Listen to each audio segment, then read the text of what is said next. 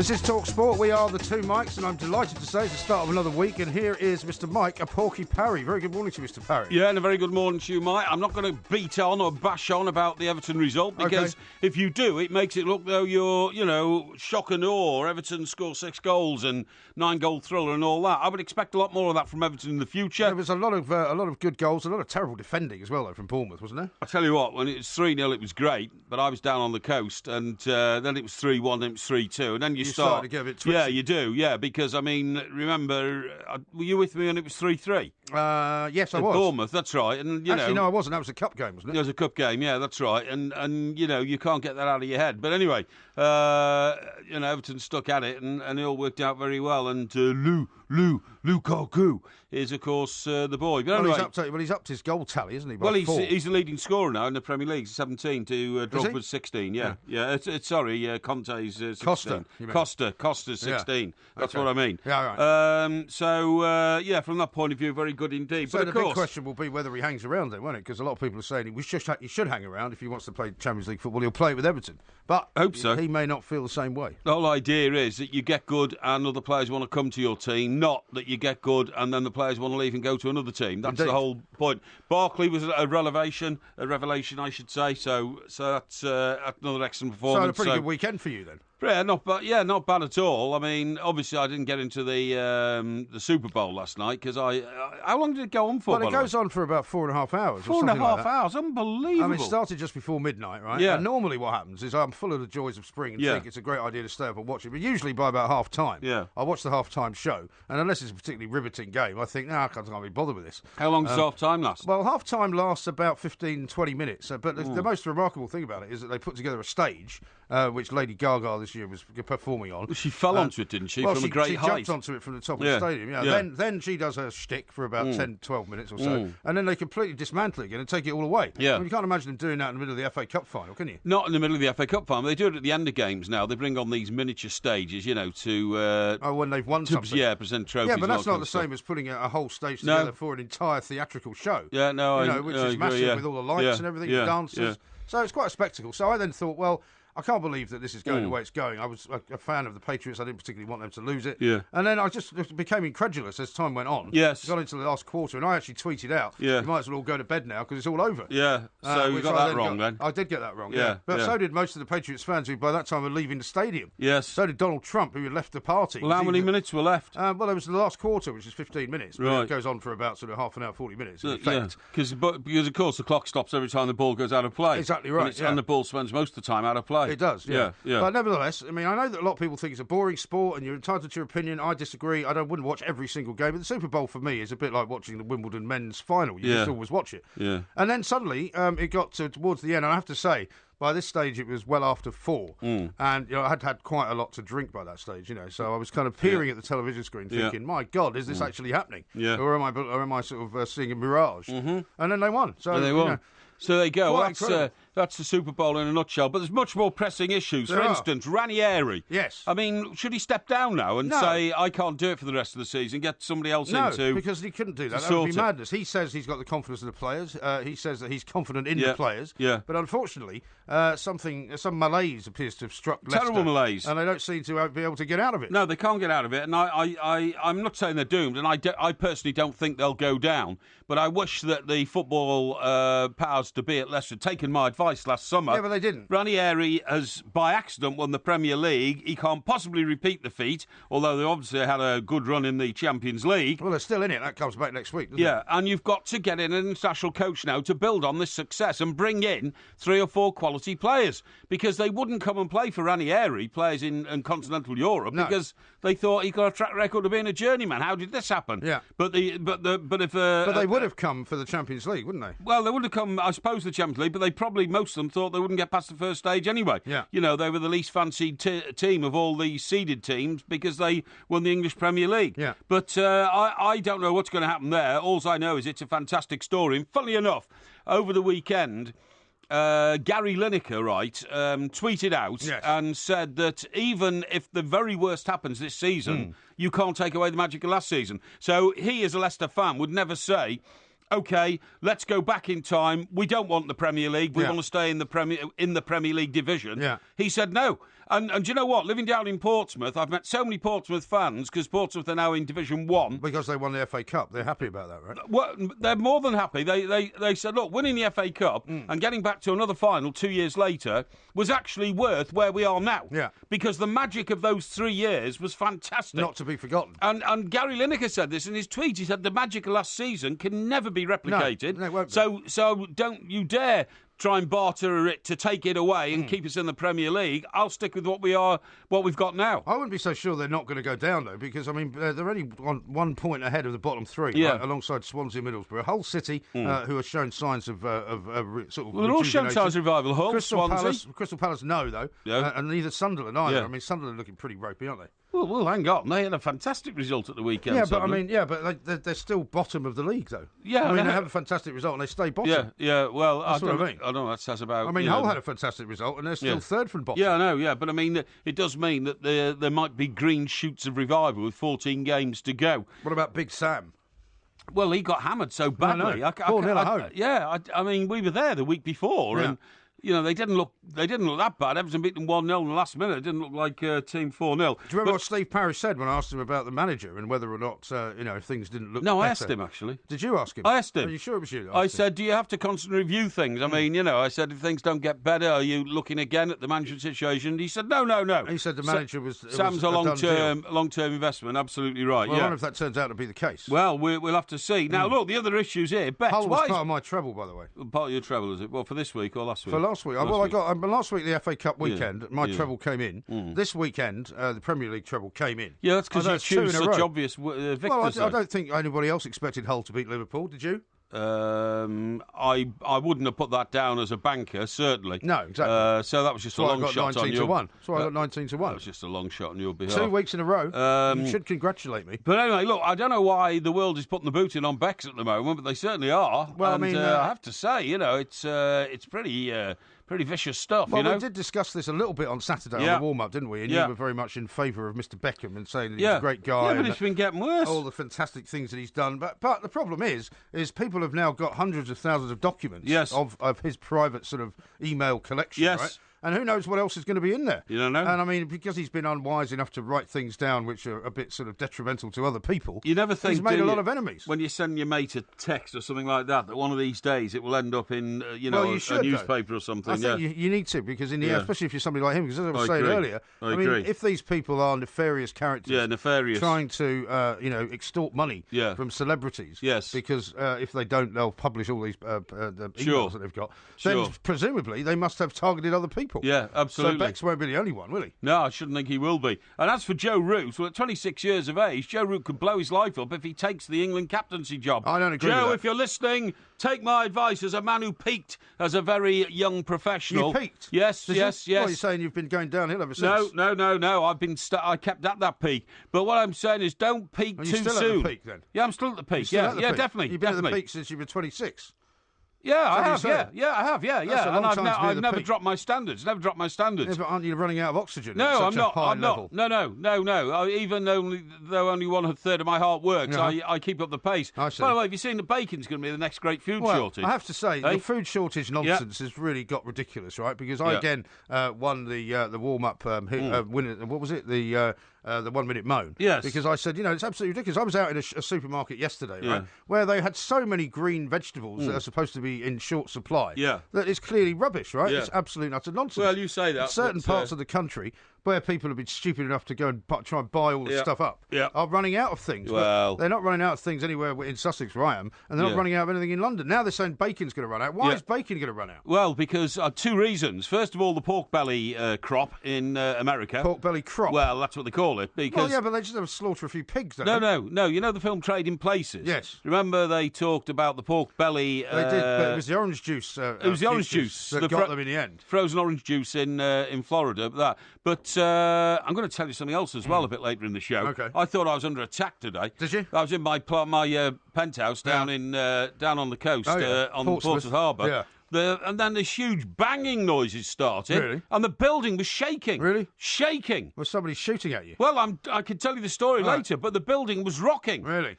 Unbelievable stuff. Right, well, we've got lots to talk about. Loads coming up. We're going to talk to Sandra Bonetti over in Hollywood with some celebrity stuff. We've got Sandra Lee coming on from Australia. This is TalkSport.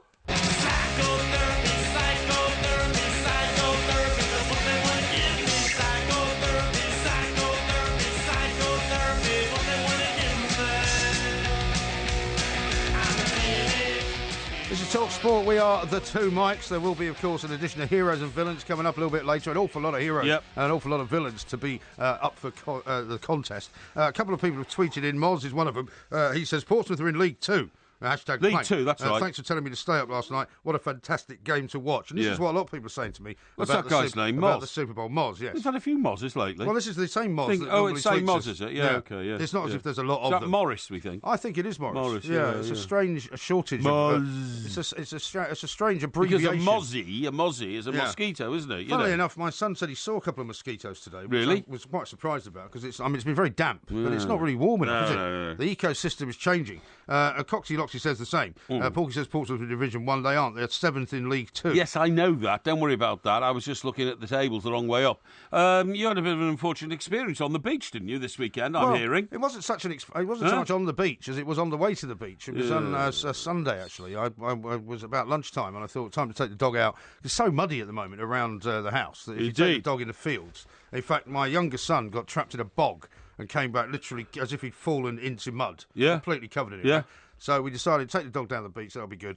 And so me and the boys and the dog got in the car, drove towards Bexhill, which is approximately 20 minutes away or so. Got to within about 5 minutes of the beach. Yeah. And I turned to the kids and said, did either one of you bring a lead? Yeah. And they both looked at me like they do and went, no.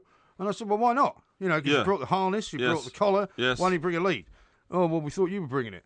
So we didn't have a lead. Well, somebody should have asked before you got in the car. Exactly. Who's got the lead? Well, this is the sort of thing you should do. So, when you have kids, but unfortunately, these things aren't always going to go to plan. I thought the whole idea of a beach is you just let the dog out and it runs. Yeah, but you can't let the dog out on the beach without a lead, just in case there's another dog there or in case there are people there that don't like a dog coming near them. You know, you always have to be in some way, aware of the fact that there might actually be a reason. And also, when you get him out of the car, you're on a road. Yeah. So, he needs to be on a lead. Yeah. And I'm pretty sure it's illegal not to have a dog on a lead. Yeah, in certain situations. Yeah, I think it may be, and he's a big dog, so you can't just hold him by the collar. But eventually, when you get him on the beach, you just let him run, don't you? Generally speaking, if there's kids around, I'll usually take him to the other side. Yes, but he's pretty good. I mean, he doesn't monster anybody. Doesn't attack people. And he's a very friendly dog. So what happened then? You had to turn around and go he's back. Very big. Yeah, they all being sort of full of the joys of spring and thinking money was no object. So why don't you just go to Pets at Home and buy a new one? Exactly. Because there is a Pets at Home about a couple of miles away. Why didn't you do that? Because I said no, I'm not just going to. Because I think that's showing a bad example. I said you boys should remember to bring the lead. I'm not going to just go and buy another one. We've already got about 4 of them. How much is a lead? You probably get them for a few quid. I mean, it's not expensive. I would have done enough, frankly, instead of wasting all my time driving back. Well, I had to go back, and so we ended up being out for about 2 hours instead of 1 hour. Yeah. But it was quite a nice day, though, I have to say. The beach was in very good order. Okay. And it was deserted as well, which is where I like it. Deserted beach. So I'll tell you what the bangs were, right, in Portsmouth Harbour. Yeah. It was a Royal Navy boat which was firing its guns in celebration of the Queen's accession to the throne. We haven't got many boats left. Was it HMS Victory that was firing them? It was... No, it wasn't HMS Victory. Well, in fact, I couldn't actually see the boat that was firing them. It's hidden behind another larger boat. All I saw was the smoke coming up. But I'm not joking. And there must have been blank shells, presumably, because I didn't see any buildings falling down anywhere. I don't think they'd be firing real shells. No, they wouldn't. Well, they might do into the air, I suppose, if they fired them out to sea or something like that. No, you can't fire real shells out to sea. You can. What if you hit something? Well, you don't hit anything. You've got radar. You know that there's nothing there. Yeah, but you don't fire live shells into the Solent. Yes, you could. You can't do that. Yes, you could. No. No, it wouldn't be in the Solent. It'd be into the English Channel. They'd fire them over the Isle of Wight. Fire them over the Isle of Wight? Have you gone mad? You can't fire live shells over the Isle of Wight. Of course you can. They do it all the time to test the guns. There's tens of thousands of people living there. Yeah, but what if it went wrong, like the one over in Florida, and shot back and ended up sort of blowing up half of Eastbourne? Yeah, well, they don't go wrong. You know, it's one went wrong in Florida. Yeah, but that was a nuclear sub. I know, but that was a Trident nuclear missile. This is a shell that comes out of a. The shells are not. They're not guided electronically to their target. What you do is you point your gun at something, you get the range, the gunnery officer works out how far away it is, and then you fire the shell and you blow up the ship that you're shooting at. Yeah, but there can be mishaps. I don't think you would want to recommend them firing real dangerous shells. The point is, the building was literally shaking, and I thought, crikey. Has it never happened before then? Well, I've never been aware of it before. It might have happened before on some occasion, but it's the Queen's accession to the throne 65 years ago. Sapphire anniversary. Unbelievable. I wasn't aware of the Sapphire anniversary. No, unbelievable. And every time, the shell was fired. There was this huge bang and a retort, and the building was shaking. And I thought, crikey! You're lucky the windows didn't blow out. Well, I suppose they'd made provisions for that, but it just made me wonder. Well, in fact, I know from my experiences in war zones when the noise of a shell going off out of a gun is so huge. It's actually that's the thing that causes soldiers on the battlefield shell shock. Yes, you know what I mean. It's one of the things. It certainly causes their hearing to be severely that's right. depleted. That's right, and all that kind of stuff. You get that terrible buzzing in your ears. Yeah, Did you have a buzzing in your ears?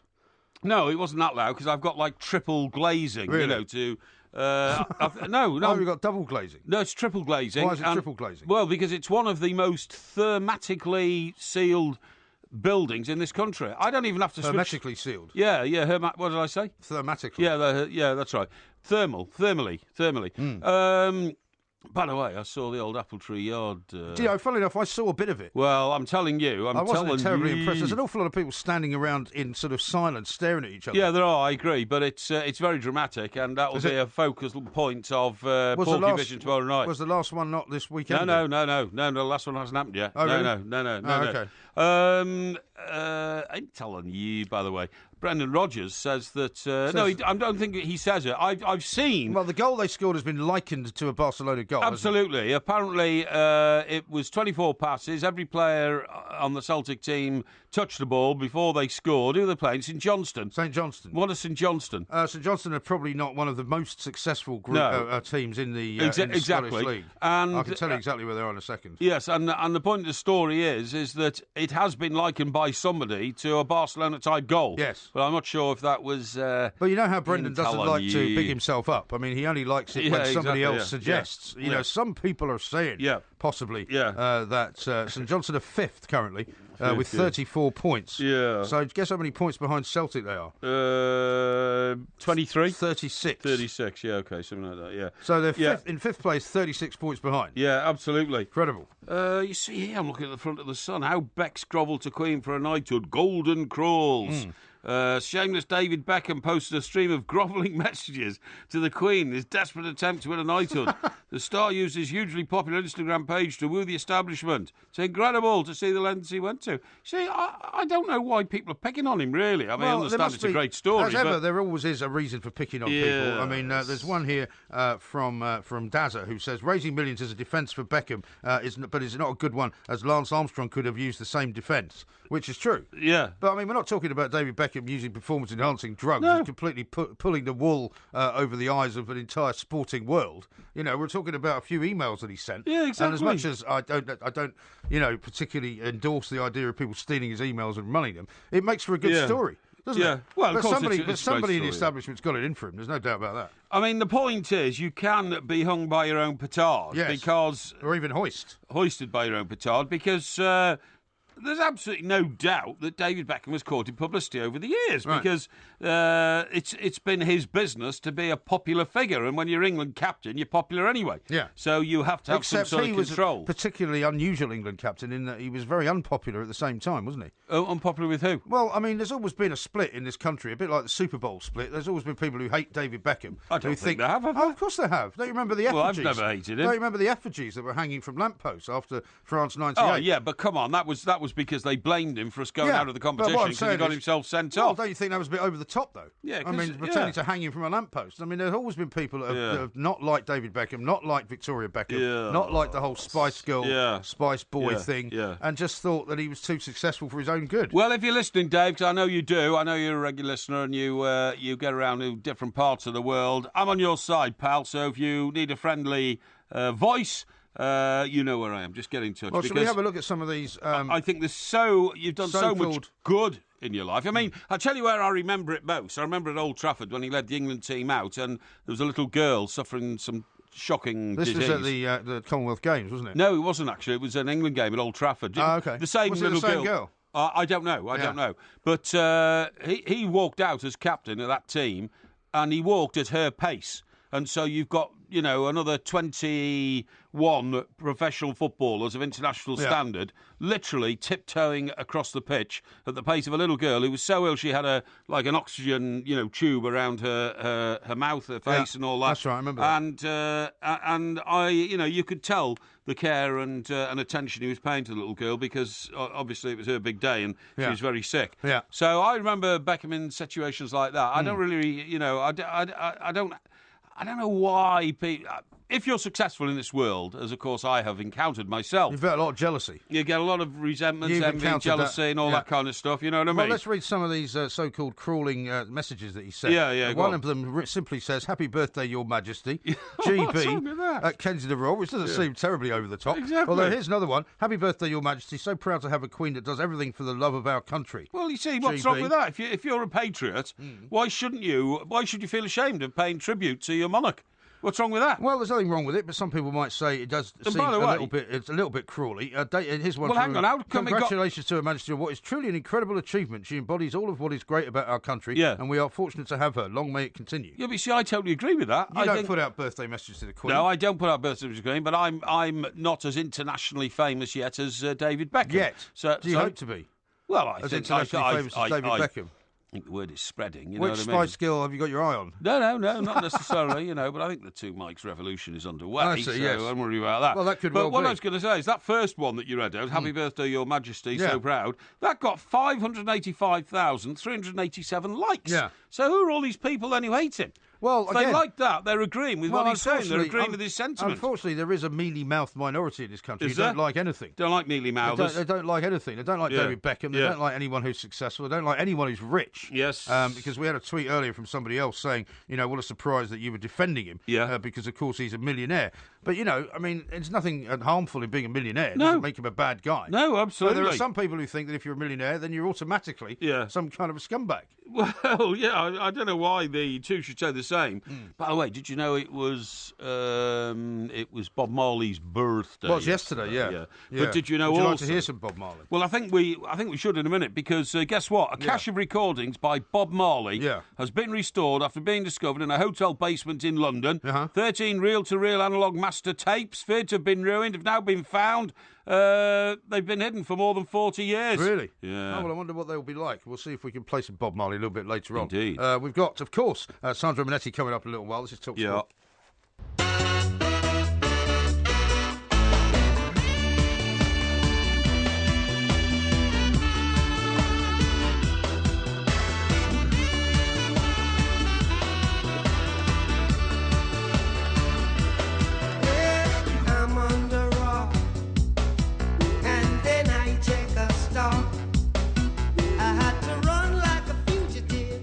Bit of Bob Marley there for you? Yeah. I'm not a huge reggae fan. No, but I do think Bob Marley was one of the most illuminating, pop it's stars. That kind of music that makes you smile. Of my lifestyle. Well, it's not just that, but his lifestyle was fantastic. He used to have about 60 girlfriends on the go at any one time. Yes, you know what I mean? Morals of an alley cat. Morals of an alley cat, and apparently he used to collect his girlfriend's underwear.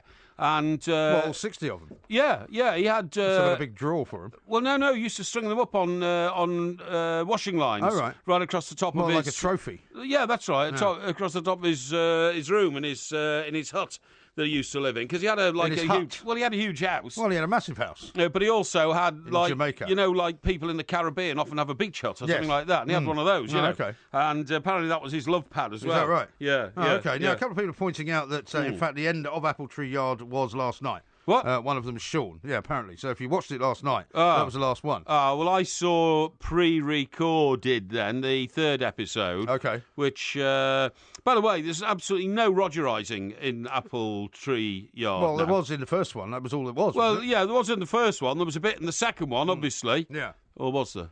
No, there was none in the second one. It was only the first one because she unfortunately got badly, savagely attacked at the end of the first episode. Right. A lot of people complain you gave that away. Well, I'm sorry, but you've got to keep up with these episodes. Yeah. And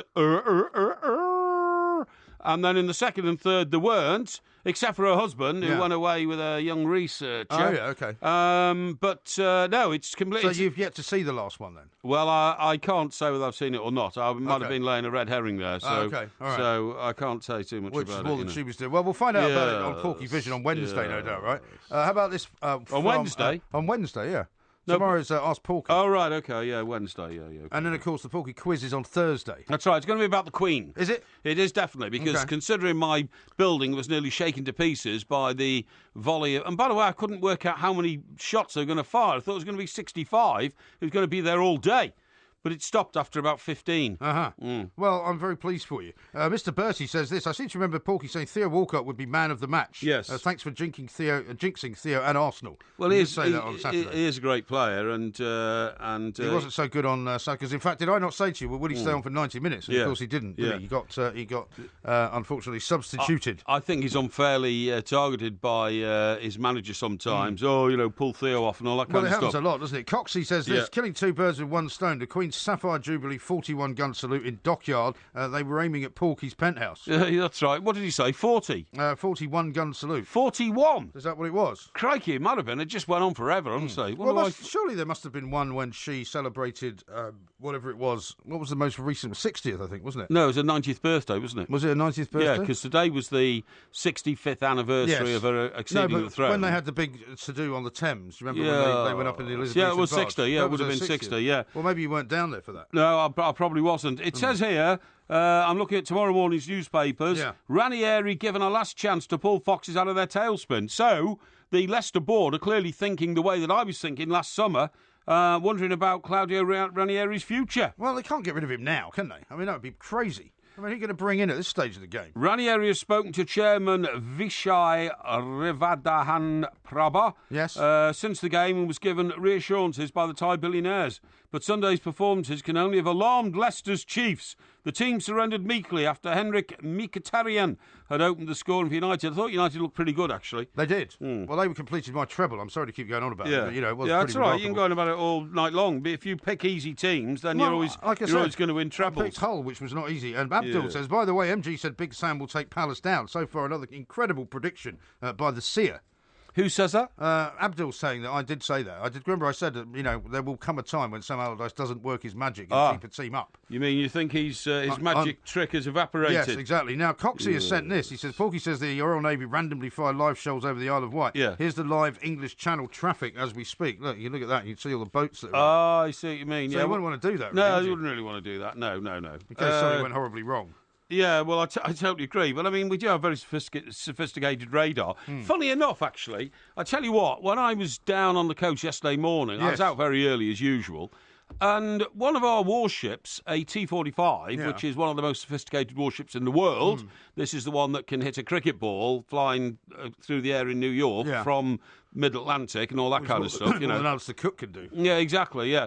It was sitting off Portsmouth Harbour in the Solent for hours. I don't know why. Well, maybe it was just docked there. Well, no, they have berths inside Portsmouth Harbour, and I don't think they're affected by tides. I think they can come and go at any time. Right. And it was just sitting maybe there. Maybe it was some kind of show of strength. Was there any Russian frigates around? Well, it may have been. It may have been that there was a presence of Russian ships, or it may have been practising for today's volley of firepower for the Queen. That could be the case. How about this from Stephen? From Hobbsy. He says, I'm telling you that St Johnstone, excuse me, are the only team in the English and Scottish leagues to contain the letter J.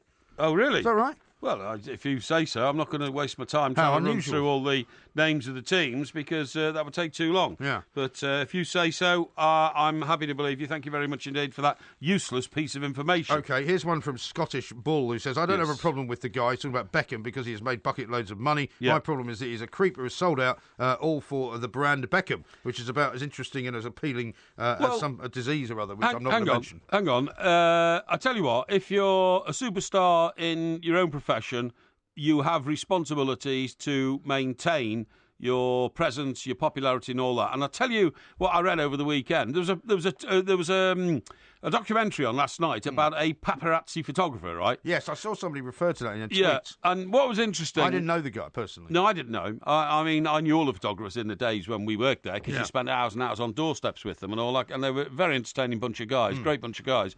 But this chap I've not known, but I read a feature on him in the Times magazine on Saturday. Oh, yeah. And the person who wrote it has clearly not worked in Fleet Street, because they seem to think this amazing revelation. The photographer said, well, you know, and you know, he said to himself he's a wild man and uses a lot of bad language and all that kind of stuff. So he told this story of going and knocking on Gordon Ramsay's door at his beach home in Cornwall, you know, his holiday home. And, you know, I did a deal with Gordon, you know, I said, look, mate, you know, I'm going to be around for 2 weeks and I'll be following you all over the place. Oh, you can come down on the beach now, I'll take a set of pictures, you and your kids, and then I get lost and leave you alone. Yeah. Gordon said, yeah, right, see you down there in an hour. I mean, that is such standard procedure for... I did that with Mick Jagger 35 years ago in Barbados. Procedure for pretty much everyone. Of course it is. And I mean, I did that with George Michael in Beverly Hills. Well, there you go. But of course, he turned it down, so we had to follow around for a week. Right, well, there you go. So the person who wrote said, you know, what an amazing way to approach a job and all kind of stuff. Actually, I thought if the paparazzi guy, who I must admit I've... Actually, I've got his name here somewhere. What was his name? I can't remember what it was. I didn't see the show, though. No, I didn't see the show. But I read this piece in the Times, which I'm looking at now. Gordon somebody? Yeah, it's a guy called George Bamby. George Bamby. Yeah. Okay. All I was going to say is that surely, if that's the case now, we all know how hungry celebrities are to see positive images of themselves in newspapers. I mean, surely the day will come when celebrities will end up paying old George Bamby 10 grand to take the pictures and make sure they're placed in a publication. Well, it's not entirely unknown for photographers to be paid by sort of PR companies to take pictures of something which, you know, they're not supposed to be aware of and make it look like a paparazzi picture. But you can always tell. Yeah. I mean, you see a lot of those pictures from the Caribbean of various sort of, you know, what you might call B-list celebrities frolicking in the surf with their new boyfriend. And they're so pin sharp that there's no way they were taken with a long lens. Do you know they were taken exactly from about 10 yards away by a guy that they knew was standing there. That's right. And do you know what? You can always tell, because if you look at the eyes, they can't resist these celebs or, you know, minor celebs or Z-list celebs. They can't resist their eyes flicking towards the photographer to make sure that they've got the pose right and all that kind of stuff. And you can always tell in their eyes that they know they're having their picture taken. Because in the old-fashioned sort of days of paparazzi, when they really did use long lenses and they really were on boats, you know, sort of half a mile away from, you know, the coast or something. Yeah. You know, that was when it was worth doing. But nowadays, because so many of the people... I mean, the Instagram account that they refer to of David Beckham and the Instagram accounts of people for, you know, involved in the Superbowl and all that. I mean, they've got so many followers that they don't actually now care about putting out pictures that go into newspapers because they put them on Instagram. Well, I think Wayne Rooney had a lot to do with busting the sort of monopoly of publications to expose great pictures when he suddenly held his hands up and said, yes, that's right, I've had a hair transplant. I'm a young man, worried about losing my hair on my head. I'll publish the picture tomorrow. And just put the picture out on his Twitter account. Exactly. And that was it. And there was no fuss. You know, if I was running a national newspaper, I'd have paid 50 grand for that picture and put it on the front. Exactly. And said, you know, this is an exclusive. But those things aren't going to happen anymore. Yeah. So now what it's all about is leaked emails and hacked emails and all of that. I mean, what I find interesting as well is this company or this organisation that's put them out is a thing called Football Leaks, right? And Football Leaks apparently is an organisation that was set up somewhat like WikiLeaks, which was supposed to make sure that football remained transparent. Yeah. Now, whether or not you like what is coming out about David Beckham, whether or not you like David Beckham, you have to say these leaks have got nothing to do with football. I mean, this is all about destroying David Beckham's character. Yeah, and most of the tweets are between him and his personal publicity. Well, they've hacked his agent. They've hacked his agent's emails. They have, They haven't hacked Beckham's. They have, yeah. According to the one story in the Daily Mirror, it says he's calling in cyber spooks to hunt down the £1 million blackmailers who try to get money out of him. Did they? Are you sure? Because actually, there's a story knocking around this morning that old Cipriani, you know, Cipriani, what, the rugby player? The rugby player, the mass Rogeriser. Yeah. His girlfriend was once... Kelly Brook. Kelly Brook, that's right. Says here, England rugby star and the 15k blackmail plot. What, so they've been after him as well? Strippers blackmail England rugby star for 15 grand after one of them aborts his child, is the headline. Really? It's an allegation which we certainly can't stand up here on Talk Sport. That's what it says in a newspaper. Well, that's a different leak. Just rubbish, of Former England rugby star Danny Cipriani was blackmailed for up to 15 grand by a stripper after getting her pregnant, a court was told yesterday. So this is in the public domain. It's been read out in a court. Yeah, well, so the case is ongoing, I guess. So we'll find out whether or not there's any truth to it towards the end of the next couple of weeks, I would guess. We've got lots more to do, including a conversation about Lady Gaga. Sandro Bonetti's going to join us from Hollywood. And I'm afraid he's going to talk about the Super Bowl. This is Talk Sport.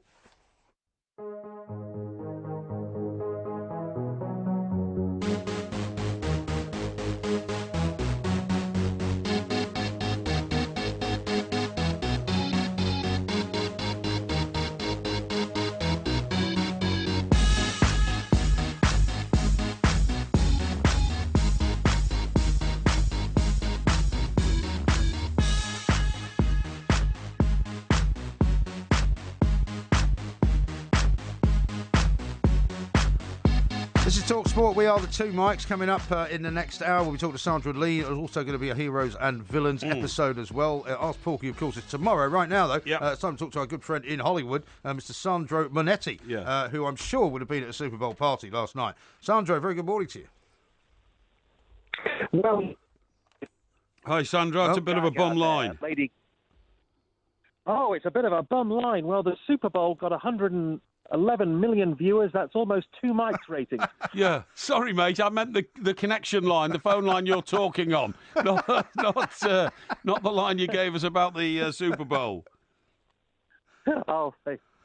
It's actually crackling a bit. I think we're going to have to come back to you. We'll come back to you, Sandro. I'm sorry, Sandro. We'll try and get you onto a better line. Maybe it's feeling a bit tetchy. Maybe he hasn't enough sleep. Yeah, sure. It's always funny when you say something to someone and they take it the wrong way. And, exactly. He immediately assumed, because of your generally combative style, that you were just being very sort of derisory about what you just said. Yes, that's right, yeah. Which is very, very tricky indeed. I mean, the thing that, I don't know whether you've had a chance to see Lady Gaga's performance. Yeah, I did see it, yeah. A lot of people thought that she was going to try and make some political statement. Yeah. Because there was a couple of adverts that were on during the middle of the Super Bowl half-time show, which were slightly political, you might say. Well, wasn't one of the songs directed towards Keep 'em Out or something like that? Well, Budweiser put an ad out, which was all about immigrants coming to the country. Oh, that's so right, quite interesting. Let's try and see if Sandro's got a better line. Sandro, how's that? Is that better?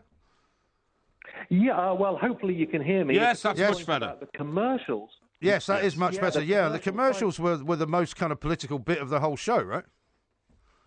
Well, Budweiser's commercial was more than just about selling beer. It championed the fact that the company had been started by an immigrant. And it got thousands of thumbs down on YouTube afterwards, that commercial from all the Trump fans. And Audi's one was about the gender pay gap.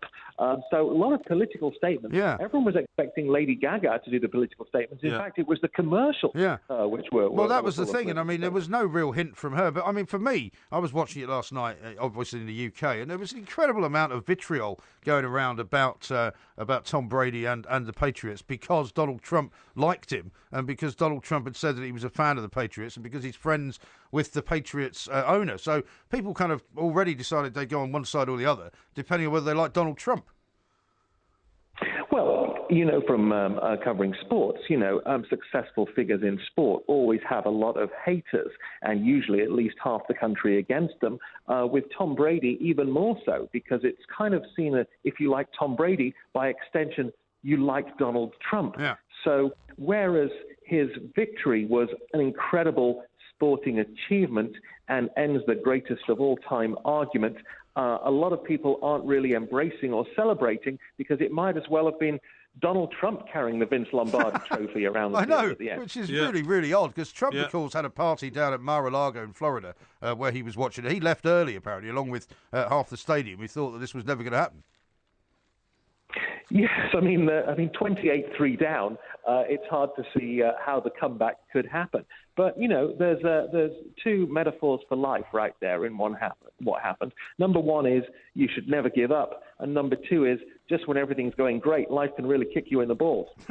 So sport as a metaphor for life, was proved by that. But, Trump had given it up, and so had many of the fans. But Tom Brady never gave up, and that's the mark of a winner. Yeah, exactly right. Yeah, absolutely. And what about the sort of opposition to this event that was on? 111 million people watched it, which is pretty much nearly 2/3 of not 2/3, more than a third of the entire nation, isn't it?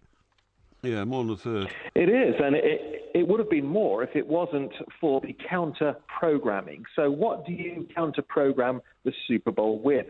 Cute animals.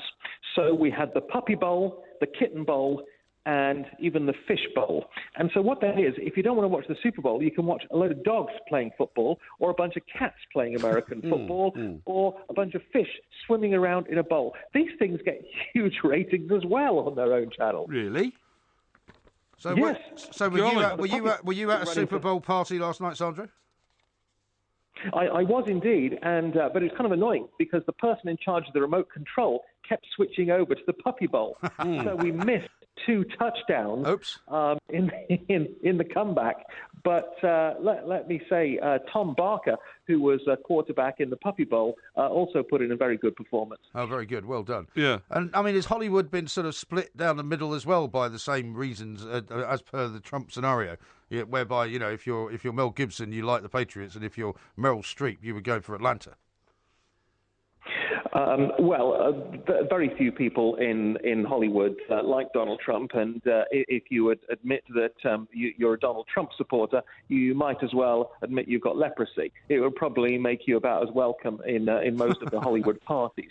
So it's pretty much an uneven split here in Hollywood. But it's amazing how the whole culture of America has changed, and politics impacts everything. Even the nation's most relaxing most enjoyable sporting event. I mean, it's funny you should say that, Andrew, because there's no political influence whatsoever on football in this country, which is the most popular league in the world. I mean, the only time politicians ever get involved, they just make complete idiots of themselves by claiming to be fans of clubs they know nothing about. You know what I mean? Like Tony Blair talking about saying war Jackie Milburn, who sort of died 4 years before he was born, and all this kind of stuff, So it's really... David Cameron saying he was an Aston Villa fan, yeah, and that's he was right. a West Ham fan. Well, he couldn't remember who he's a fan of because they're both playing the same colours and all that kind of stuff, And I have to say, we are absolutely, I think it's right to say, Mike, absolutely free of political allegiance within sport in this country. Yeah. Yeah, I mean, it's the same with the Hollywood stars. Tom Hanks claims he supports Aston Villa, although I can't remember seeing him at too many games. Yeah. And I saw Will Ferrell was at the Chelsea game. Yeah, I saw that, yeah. Chelsea fan, and he was supporting Arsenal a few days earlier. Yeah. That's right, yeah. And, of course, Sly Stallone's a big Everton fan, isn't he? All the London clubs. Yeah, Sly Stallone, big Everton fan. Speaking of footballers here, is David Beckham's story getting any play over there? Because obviously he's been on the front pages here now for about the last 4 or 5 days, having had his manager's email account hacked and all kinds of revelations coming out about how he's been grovelling for a knighthood. Yes, but it's very much low down the news cycle here. David Beckham used to be always like in the top 3 search stories, but it's a new world now. It's Trump, it's Gaga, it's Brady, and Beckham has got to fight for competition with them if he wants to stay at top of the news agenda. Yeah, sure. Maybe he should get into politics. Yeah, maybe. Well, I don't think he's going to be doing that in this country for a long time. Not anytime unless soon. he manages to find these people who've leaked all his stuff. That's right. It's not going too well for him, and I don't think he's ever going to get his much treasured knighthood either. No, I totally agree. I tell you what, though. By the way, do you know how much the TV commercials cost during the Super Bowl? $5 million. Yeah. For 30 seconds. 30 seconds, Fox, yeah. Which screened it, made $509 million in commercial revenue. And there was 51 minutes and 30 seconds of ads during the game. It was kind of annoying. That's why he kept switching over to the Puppy Bowl, because 23% of the broadcast was commercials. Yeah, but every few minutes, another ad. Mind you, Sandro, I did read, and correct me if I'm wrong, that some of the regular, real big hitters for those adverts in the past, like Coca-Cola, actually pulled out this year because they felt that the diminishing returns of TV advertising compared to online and social network influence and that sort of stuff, the balance is now being sort of, corrected. Very wise. It is a very different business model than we're used to. Yes. And yes, I would argue that a viral video is really cheap and perhaps more effective in the long run, especially when you see the backlash against companies as well. I mean, if a brand is going to put out a political themed ad, you've lost half the audience right there. Yeah, sure. So it may be wise heads prevailed by staying out of this one. Yeah. I mean, did Coca-Cola stay out this year? Yeah, I certainly can't remember. Well, Pepsi was sponsoring the halftime show, so they kind of surrendered the stage to them. Yeah, okay. So it was Lady Gaga presented by Pepsi. I mean, she repels from the roof on wires right past the giant Pepsi logo. So I guess they left that one to their Wasn't Michael Jackson making a Pepsi advert when he went on fire? That's true, yes. Are you suggesting that there might be a bit of a bad luck side? Exactly, yeah. Exactly. I suppose it's alive with all those pyrotechnics. I suppose it's one of those shows as well that's still watched by an awful lot of people at the same time. I mean, almost all television now isn't watched by people, together or at the same time, whereas the Super Bowl still is. But I understand afterwards on Fox, the new series of 24 was launched without Kiefer Sutherland. Is it any good? Yes, it is good, actually. It was, yes, I really miss Kiefer Sutherland as the lead, but it has that same mix of suspense and mold and intrigue that 24 viewers have loved for years. The script was all about Muslim terrorists coming to America. Donald Trump could have written it. It was kind of like a recruitment ad for Trump supporters, and so that was that was the plot line. It was gripping stuff. Whether it can survive without Kiefer Sutherland as the lead, we'll see. It's got Corey Hawkins, who's starting straight out of Compton. He is the new lead in the series.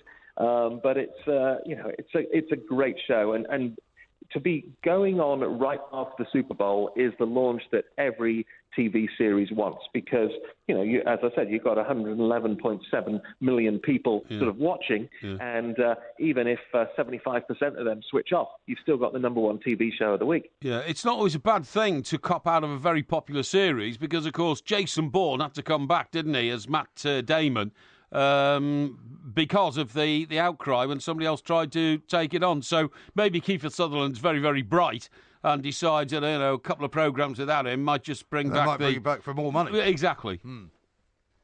It's a good point. He has another hit show, Designated Survivor, on at the moment, and I guess if that doesn't last as long as 24, he can always sort of pop back. Yes. He certainly wasn't killed off in his final series. He just disappeared as a prisoner of the Russians. Yes, I think that's the way to go. Donald Trump can pull a few strings and get him out. I'm seeing if I could set up that kind of an ending for Porky as well. We haven't managed it yet. But Sandra, thank you very much indeed. Sandra Bonetti there. Yeah, I've been watching Designated Survivor, actually, but I'm not quite sure whether it's any good yet, really. Okay. I'm not. Have you ever watched 24? No, I've never watched 24. I'm not a huge Kiefer Sutherland fan. No. I saw a film years ago about Kiefer Sutherland and his girlfriend went on some sort of camping trip or something in a camper van. Oh, yeah. And she got kidnapped by a nutter who was played by one of those brothers in the three-brother Hollywood family. Oh, I know who. Yeah. Baldwins. Hey? The Baldwins. No, not the Baldwins. The other guys. Well, there's three others. Yeah, the one that Ian Black used to knock around with. Oh, Bridges. Yeah, the Bridges. Yeah, the Bridges. We'll worry about the Bridges in a bit. Definitely. We're out of time. This is Talk Sport. Yeah. This is Talk Sport. We are the Two Mics, and actually, I've got some rather good news for anybody who is a Two Mics fan and anybody who's been following us over the last few days, because ever since the start of last week, we've been trying to raise some money for a very unfortunate young boy by the name of Leo, who's known as Leo the Lion, who's trying to get money to go to America for a life-saving operation. It involves basically going through the Alder Hey Hospital, Children's Hospital, and it was started by Becky, a listener of ours, beginning of last week, and she sent me a note earlier on today, right, to say, hi Mike, I'm pleased to say that I have some really good news. We have just over 80 to 90, almost 90,000 raised so far. That's great. And they need 150,000 to get all the treatment done. But they basically raised enough so that Leo is allowed to start his treatment. Yep. So they still have about sort of 60 to 70,000 to go, but he'll be having his operation at Alder Hey on Wednesday, and all being well, will fly out to the US in the coming weeks. So I'd just like to thank everybody who so far has contributed to the fund. Yes, indeed. We'll retweet the GoFundMe page. But it's been an astonishing amount of money raised in just a week. Absolutely, and we don't want to claim any false credit here because it's the kindness of people who've donated, but we have been delighted with the opportunity to spread the word. Yeah, exactly. As a response, as a result of which people have responded. So we're very thrilled, and we hope that we can keep in touch with Leo and find out, just exactly when he's going to be off there, how it goes, and wish him the very best, of course. Yes, absolutely right. So hopefully we'll continue the fundraising drive and he will be able to get this this very badly needed operation. A couple of people have pointed out that the girl we were talking about was Christy Howard, who was the mascot for the England-Greece game, that one. Was that her? That's that little girl. Yeah, that's right. Yeah, I think he also led her up to the steps of the Commonwealth Games. Did he? Okay. When they were opening, because I think he had sort of an association with her as well. Yes, that's right. Yeah. So a couple of people have pointed that out as well. But and here's one from Giffgaff who said, "I thought Mike Parry would rush to the defence of Welsh beauty Catherine Jenkins, who does sterling work with the armed forces." Oh, well, she has done, and definitely, and I think that was an explosion of frustration on behalf of Beckham because he. I mean, I don't think he was quite as aware as maybe others about the amount of work she had done and flown out to all sorts of battle zones, Afghanistan and Libya and places like that. She's never going to be very friendly to him the next time she sees him. Oh, no, I wouldn't think so, no, because he made a reference to her drug scenario. Yeah, but I mean, that was when she was a youngster. That's when she was 23, I think, a few years ago. But she also came out and admitted that as well. Yeah, she did, yeah. She actually came out of that as a victim, you know what I mean? Yeah. Oh, I was young and vulnerable and I got taken in by these drug dealers and all that kind of stuff, you know. So that had been sort of glossed over, so no, she wasn't happy about that. But, you wonder about the whole honours system sometimes, don't you? Because... I mean, for instance, our former editor, Sir Nicholas Lloyd, okay? Now, Nick was a great guy and an absolutely supreme diplomat. I always felt with Nick... Good politician. A very good office politician. I was a hopeless office politician. I used to upset people and I used to have fights on the floor and all this kind of stuff, verbal fights, Telling the truth doesn't help. Telling the truth doesn't help. Not very many people want to hear the truth. Pointing out to people they're useless doesn't help, telling other people that, they're a waste of space and they're stealing a living and all that kind of stuff doesn't help. And I was no good at that, but that wasn't Nick's way.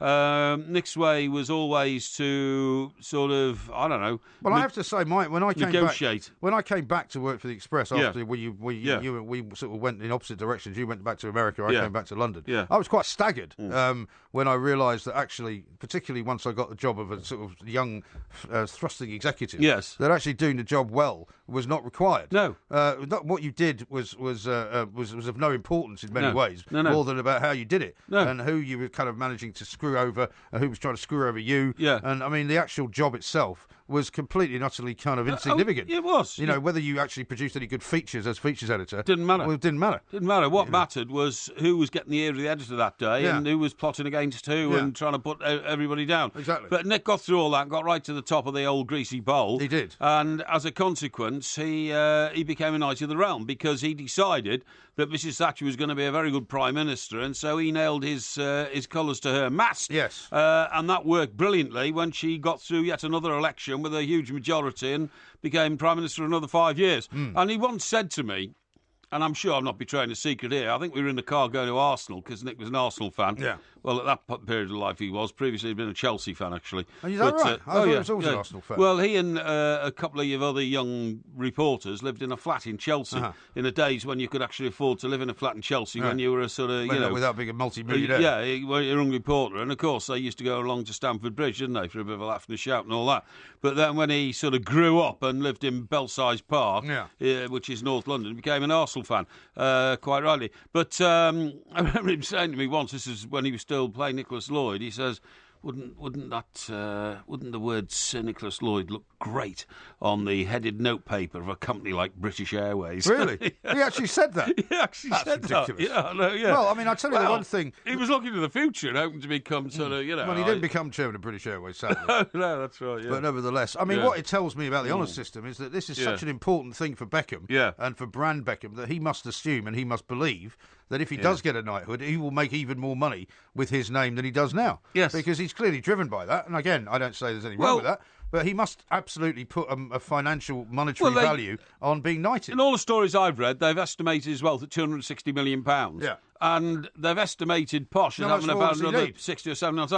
No, this is all about status. It's not anymore about money. He's got all the money in the world that any man would need with 4 children. It's all about status. And the status thing is that it's still incredibly important to people to be, I know prominent sportsmen who are knighted who have actually upbraided a porter entering a hotel for not calling him sir. Really? Yeah. See, that's pathetic to me. That is totally pathetic. And that's what it's all about, you know, and saying your name on a card. Yeah. Like, for instance, there are rumours, and I have no idea whether they're true or not, that the guy who played Gandhi, Ben somebody, what was his name? Ben, I can't remember his name. Yeah, but you know what I mean. He's an actor. Yeah. I mean, I have read pieces, completely uncorroborated by me, that everybody on the set of any film he does calls him sir. Really? Sir Ben? Yeah. Really? Yeah. I mean, I don't know if that's correct Kingsley, or not, but Ben Kingsley. But I have read that. Well, I've told you about the friend of mine who's now in the House of Lords, right? And he became Lord blah, blah, blah, whatever. Yes. And I said jokingly to him one day, I said, do you expect me to call you Lord whatever it is now? And he went, oh, no, just carry calling me around. But he didn't think I was being funny. No. He didn't realise I was making fun of him. Yeah, that's right, yeah. I mean, I'm not one for calling people sir anything or lord anything. Well, I know you'd like to do that. Within our profession. No, but you like to do that because you like to suck up to people. You like, like Mr. Mashiri, and Mr. Kenwright and all that. Yeah. You like to call people by their sort of titles, don't you? Well, why shouldn't you? Well, because you should treat everybody the same way. You know, well, whether they are tramps or indeed, I treat people, or indeed, kings. No, I treat call people them by the same name. I treat people according to their status in life. By the way, Lord Coe, for example, who's on one of our information devices. Lord Coe, I went to a game at Chelsea. Lord Coe. Yeah. Did you call him Lord Coe? To start off with, then he said, no, Seb will do. Seb? Yeah. You see, that's what I mean. I would have started off with Seb. Yeah, well, I'm not that familiar. Listen, I came to the office via a different route tonight to come up Blackfriars Road, right? Oh, did you? You came from you mean from Elephant Castle way? Yes, that's right, yeah. Isn't it a nightmare, Elephant Castle? The whole thing is. Former roundabout. The whole thing is. Now, what I was going to say is that I've moaned before about that road, Blackfriars Road, the one I took a picture of going over Blackfriars Bridge, as being now just single-lane traffic. But what I didn't realise was, do you know what they have done? They've taken a whole lane for cyclists, and then another lane actually has a bank of bikes on it. Did you know that? Oh, do you mean where the sort of the island is, if you like? Yes. Yeah, because they've got a load of Boris bikes there, even though they're not called Boris bikes anymore. That's right. Well, they've got a massively wide pavement. Massively wide pavement with a load of bikes on it, and then one narrow little road for cars. So driving down it is actually like being on some kind of slalom course test. I didn't even know which lane to go in. When I came up past Southwark Station, Southwark Tube Station, I thought, hang on, am I in the right lane here, or should I have been in the left lane? Well, if you come the other way, right, and you're coming over the bridge, there's one particular kind of set of traffic lights where there are so many lights. That's right. Some for cyclist lanes, some for car lanes, some for bus lanes. You have no idea what's actually happening. And it's so confusing. And that comes after I read this report this morning. The number of accidents between cyclists and pedestrians has soared by almost 50% in 7 years. One crash on pavements or roads, get that, pavements, pavements which are supposed to be for pedestrians, right, now takes place every day as the number of cyclists increases. The total number of accidents rose to 408 in 2015, according to official figures, a significant jump from 274 6 years earlier. People are not familiar with checking to see whether there's a bike coming. Yeah. And so sometimes if you're crossing the road and you're worried about cars, then you get to the bike lane, you don't actually think of which way to look. It says you can look the wrong way. That's right, of course you can. They involved several collisions in which pedestrians were killed and the cyclists were subsequently prosecuted for reckless behaviour. Campaigners branded the figures worrying and said more work needs to be done to keep all those on the pavements and roads safe. Yes. Cyclists who cycle around on pavements, well, I'm sorry, I mean, that to me is as bad a crime. I mean, it's a much worse crime than a motorist driving in a bus lane, put it that way. Well, I mean, it for which certainly people get done. Although there were a couple of cyclists killed yesterday, one by a hit-and-run driver up in Enfield and another somewhere in south-east London, I think. Well, that's terrible, obviously. It's obviously a very, very bad situation all round. Yeah. Now, coming up in a little while, we'll talk to Sandra Lee. Yes. I've got some good tweets to read out to you as well. Yeah. Ken says this. Apparently, Sandra Minetti said on a chat show recently he wanted to be the next Doctor Who. I don't know whether there's any chance of that happening. Yeah. We should ask him. This is Talk Sport.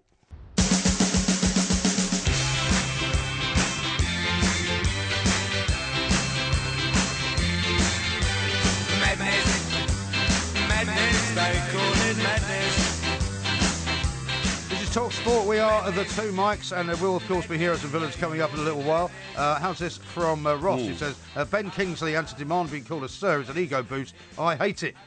Horrid. Beckham deserves nothing ever now. And one from Steve, he says, I do sympathise with Bex a little bit. So Ken Dodd, I rest my case. Beckham should try tax dodging. It must make the jury laugh. Well, I mean, supposedly one of the reasons that he was flagged up to not get a knighthood was because somebody at HMRC had suggested that, you know, they might want to have a look at how he pays his taxes and he wouldn't be a suitable candidate. Yeah. Speaking of jumped up and pompous, what do you make of old John Burkow, who's all over the papers this morning, who has apparently said... I do want the president in this house. Well, one of the papers, the Mail, you might not be surprised to know, has also noted some of the other people that Burkow has invited into the hallowed halls of the Houses of Parliament, including China's leader, and, of course, Kuwait's leader. Not necessarily both known for their... human rights records. Human rights records, or indeed democratically elected personages. I totally agree, So, I mean, he's totally jumped on a bandwagon. Yeah, well, of course he has, because they all always do, don't they, politicians? What's popular, let me jump on it. But the other thing that he did as well was, I seem to remember, the first day that all the SNP MPs first moved in, you know, when they won 56 seats at the last election, and somebody said something from the SNP's ranks, and they all started applauding, right? And he upbraided them and sort of stopped them all applauding and said, pardon me, I must tell you that, you know, the normal rules of parliamentary procedure prevent... You don't applaud. Applause, right? Yeah. Yesterday, as he named his new kind of great idea... That he asked them to applaud. They all applauded it. That's right, yeah. So, I mean, talk about one rule for him and one rule for everybody else. He didn't stop them. No. Now, listen, I'll tell you somewhere where we mustn't ever go for a show. Where? Swindon. Why? Well, Swindon's where I got my divorce finalised. Oh, was it? So I've got no great love to... or inkling to go to that Well, place. I'm telling you, you talk about the morals of an alley cat, right? Yeah. The people of Swindon seem to be following this with a vengeance, right? With alacrity. What about this? Yeah. Up to 30 pop-up houses of ill repute... Houses of ill repute? They're actually calling them brothels, right? Up to 30 pop-up houses of ill repute are being opened each week in Swindon. In any 30? In any 7-day period, up to 40 sex workers market their services in properties in the town for a few days before moving on. Right. So who owns these properties then? Well, are they just vacant places or something? It says Wiltshire Police have said that most of the prostitutes are Eastern European working in brothels, understood to be linked to crime gangs, which traffic women from Poland and Romania. Swindon is the latest of several locations nationwide, including holiday hotspots in the southwest and the Lake District, to be targeted by gangs running transient brothels. That's a shocking thing, that. I mean, imagine if you lived in a house and suddenly next door it became a pop-up brothel.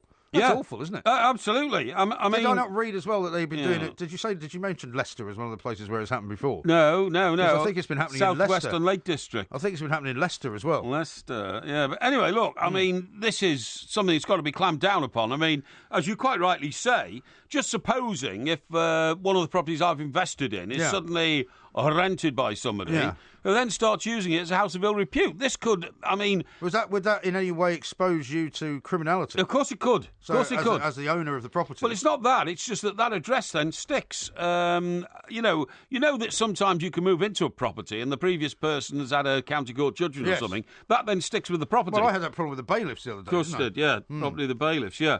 So I have to say, I hope the Wiltshire Police get busy on this because...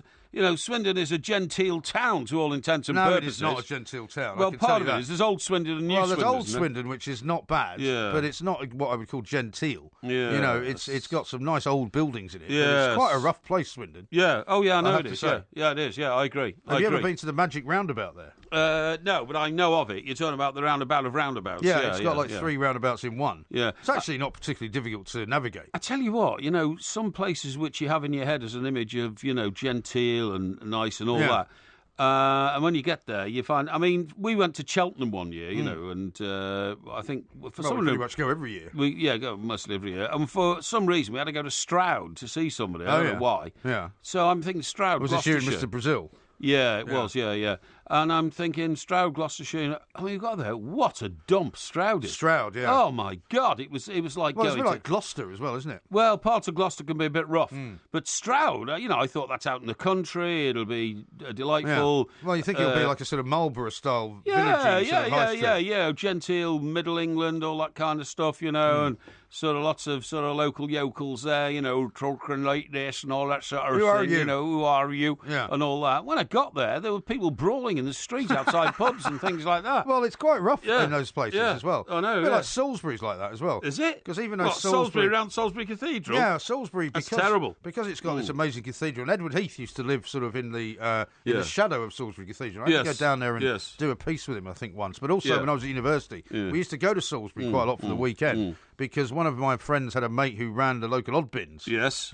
Which was always a good idea because we'd go down there and he would give us all sorts of discounts. And I remember going to one of these weird sort of music festivals that was on one weekend out by Stonehenge. And I've never seen anything like it. There's a big row going on. Salisbury was full of, because there was a lot of squaddies there as well. Yeah, of course. And so there was loads and loads of fights going on everywhere. You always kind of think that a town with a magnificent cathedral like Salisbury would be rather more twee. Genteel is the word you would want. There's a big debate going on about Stonehenge because they're going to build a 1.8 mile tunnel the underneath tunnel to go underneath it on the A303. Yeah, except that, there's 2 points of view. One is it's too short and it will vibrate these stones. Right. So they want to make it 4 miles long, which is a massive tunnel. That is a long hugely tunnel. expensive. Yeah. But the other one is not to put in a tunnel at all, which I quite agree, because you may remember when you were a kid and you used to go on driving holidays with your parents, part of the fun was looking out the window at all the magnificent chateaux in France or something like that. Yeah. Well, did you ever go driving through France? No, never did. No. So where we see the chateaux then? Well, you do see chateaux in France. I've seen a lot of chateaux in France from afar. Uh-huh. But what I'm saying is, if one of the great joys of Stonehenge is that you used to be able to drive past it close to it. The problem with Stonehenge, of course, I mean, I used to live there, right? I mean, I used to drive past it every time I drove up to London, which was quite regularly. Yeah. But the problem with Stonehenge is that it's very sort of underwhelming, particularly if you're coming sort of from the east, from London, on the A303. Just load of stones. Well, you see it, but also it looks quite small. Yeah. You've got this idea that it's going to be this massive thing, huge stones which are going to dwarf everything around them. And from the distance of the road to where it is, they actually look really tiny. Yeah, and not impressive at all. Like a sort of Lego set. Yeah. I once got done by a police officer with a speed gun. Yeah. At Stonehenge. Really? They used to stand because there's the road that goes past it, which is not miserable and mean. which is not actually the A303, but the road that leads into it, right? Comes over Salisbury Plain. Yeah. And this guy was standing there, but in the end, he stopped me and was full of... I was going to work. Yeah. It was a Sunday. Yes. Going up to the Express. And he's like, whose car is this? I said, well, it's a company car. Yeah. Blah, blah, blah, blah. And he looks around for a bit. But in the end, he didn't give me a ticket because he said, I can't give you a ticket because there's something wrong with my speed gun. Oh, right. Well, that's a lucky break. And I said, well, hang on. I said, why have you stopped me then? Yeah. Oh, well, I didn't know there was anything wrong with my speed gun before I checked it. I said, well, I wasn't going fast anyway. Looks like you're going too fast. Yeah. Now, listen, how about this is the most remarkable story of the week? Yes. Do you remember the Nolan sisters? I certainly do. And Colleen Nolan. Not that well. I mean, I wasn't a fan of their music, I have to say, before we go any further. I'm in the mood for dancing. Yeah, terrible song, that. Awful. And romancing. Don't tell me you've got that. No, of course I haven't, but that was a disco hit in my disco era. Yeah. Now, what I was going to say is, apparently she's been in Big Brother and she's won it. Is that right? Who? Colleen Nolan. Well, she might have done, I don't know. Right. But now... What, you mean the Big Brother that's just been on? Yeah. The most recent one, Celebrity Big Brother. I've never watched it, so... But yes, no. I think that's it. It's sort of passed me by, to be honest. But this story... Now, first of all, the headline is... Big Bro Colleen heart attack after 32-day booze bender. Right. I'll repeat that, 32-day booze bender. I think she may have had some problems with alcohol in the past. Well, no, apparently she hasn't, because this is now the full story unfolds. Colleen Nolan was rushed to hospital with a suspected heart attack after going on a 32-day booze bender in the Celebrity Big Brother house. Oh, so she was drinking in the house? Well, I mean, in my 40-year career in Fleet Street, well, it's not quite 40, 35-year career in Fleet Street, I was never able to go on a bender for 32 consecutive days, so she's done well. You've actually had days off, have you? Yes. Really? Yes. When was the last day you didn't have a drink then? Well, apart from the 7 months when you were in hospital. Last day I didn't have a drink was yesterday. Yesterday? Yes. Really? Yes. I'm astonished by that. It says, just hours before being crowned... I thought you went out for lunch yesterday. Or you talking about Monday? Monday, yeah, no, I didn't. Oh, Monday, no. Sunday you went out for lunch. Sunday went out for lunch, yeah. Right, just hours before being crowned winner of the reality show, emergency paramedics had to be called in to help the gravely ill mother she has revealed. Telling of her near-death experience on the loose swimming panel yesterday. Oh, so she's all right now? So she's all right now. Yeah. She said, I woke with terrible, terrible chest pains the day before the final after boozing through the series. She added, right, and this is the most remarkable thing, I was drunk for 32 days. I drank 8 cans of rum and coke every night. Right. I went in there a complete non-drinker. Right. But the house was like a prison. So she took to drink. Terrible. That's awful, isn't it? I mean, what on earth? Are they allowed to do that in the Big Brother house and drink themselves to death? I thought they had to ration their alcohol intake and they couldn't do it very much. Yes, exactly. Yeah. I mean, that's remarkable. Very, very bizarre. I tell you, I hope I never get invited on that show. Yeah, me too. You wouldn't get me drinking for 32 solid days, You'd love I'm telling it. you. Well, you wouldn't. You'd have to smuggle in your own stuff, though. Yeah. Def says this, why don't you move Stonehenge to the British Museum and replace it with holograms? We have the technology. I'll tell you what, one of these Problem days somebody probably will. Yeah, and Ross says, how weird that you'd mention houses of disrepute. There's one appeared in my street and we've had dozens of customers appearing. Really? Where's this? He's in Paisley. In Paisley in Scotland? In Scotland, yeah. Yeah, well, that's a bit of a dodgy place, isn't it? Well, Paisley has been, shall we say, renowned in the past. Yeah. Funny enough, my grandfather was from Paisley. Really? Yeah, but it was quite a rough part of town. G'day, chaps. Nice to be back. Thank you for having me. Well, it's lovely to have you on the show again, Sandra. Thank you. Not at all. I mean, the main story I suppose we should start off with was the incident last week between Turnbull and Trump and the conversation that was leaked by one side and then leaked by the other side. Slamming phones down. Trump accused people of saying that they got the wrong sort of shaking of the stick. I mean, what's your take on what happened? Look, my take on what happened is that Mr. Trump went into the phone call thinking that he was going to bamboozle and bully the Prime Minister into getting rid of the deal which had been struck very sneakily, I might say, by President Obama after the last election. So on his last days, he's done this deal with our government to take at least 1,250 refugees who are on Manus and Nauru Islands. And Turnbull put his foot down and said, no, we had a deal, but the two countries had a deal, and I want you to honour that deal. And apparently Trump did not want to honour the deal simply because he's been making such a big song and dance about refugees in his own country, and he just introduced that executive order banning mostly Muslim countries. So it was was it a misunderstanding, or was it Trump saying, I'm overturning an agreement you had with the former President of the United States? Well, the entire details of the conversation still have not come out, so we don't know exactly the innards of it. But I imagine that that's what he was going to say, or he had tried to say, because he then tweeted that he thinks it's the dumbest deal of all time. And we all know that if Trump pretends to be or claims to be one of the greatest deal makers in history. Yeah. And if he doesn't get his own way, he gets quite cranky. And that's what played out on Twitter. Yeah, no, I'm sure. And after right. The slamming down of the phone description, which he then denied that had happened, Turnbull came out and said actually it was quite a good thing for Australia that the conversation went the way it went. And supposedly the deal is now been sort of put back on the table and is now intact again, isn't it? Yes, well, the deal, I don't think it ever was taken off the table by Trump. I think he would have liked to have done that, but I think Turnbull stood his ground. And, in fact, it's a win for the Australian government, really. And, in a way, it's a bit of a loss for Trump simply because he has taken such a hard line on refugees going into America. And yet, he's got to sort of honour this deal. Oh, I think he's going to have a few of those. Now, getting away from politics, Sandra, I want to talk to you about a DIY chain called Bunnings, which may be very well known to you, but they're actually coming over to our shores and they're going to start giving their customers sizzling sausages. They do have every weekend. They have the famous Aussie sausage sizzle, in which they sell sausages in a piece of bread with some tomato sauce and some grilled onions. Yeah. And it's for $1 or $2, depending on what you get on your snorker. Yeah. And the money goes to a charity. Right, I see. And are they a sort of DIY place then? Is that why they've bought Homebase? Yes, they're a massive chain of DIY, do-it-yourself hardware stores, and in fact they claim to have the best prices anywhere in Australia, and that they'll guarantee a better price if you say I can get my shovel cheaper somewhere else. Right. Yeah. I was going to say the first thing they've done apparently is do away with 0 hours contracts, which has been a bit of a bugbear here for people who don't have any kind of job security and are paid very, very small amounts of money, pretty much the minimum wage. And they've said we're not going to do that. So they've made a few friends in the trade unions already. Oh, well, that's good, yes. There's they seem to be a pretty good employer. I mean, every Bunnings store on the weekend here is absolutely chock-a-block with home renovators and people doing it themselves. You know, they sell everything. Yeah. Well, it's the first time we've seen a sort of major Australian corporation come to this country, but they're very outgoing, as you know, they have very much the Australian spirit. The only thing that worries me a little bit, Sandra, is I'm not sure we've got the weather in this country for these outdoor Barbies giving away the sausage sandwiches. I'm not sure they'll be able to do it. It wouldn't be very nice this weekend. No, it certainly wouldn't. No. I think that's going to be a problem for them, to be honest. Well, they might come up with they are a do-it-yourself. They could they might build a canopy. Who knows? They can do it themselves. Yeah, I'm sure they can. Yeah. It says. Are you thinking about stocking up on some of your slum flats then? No.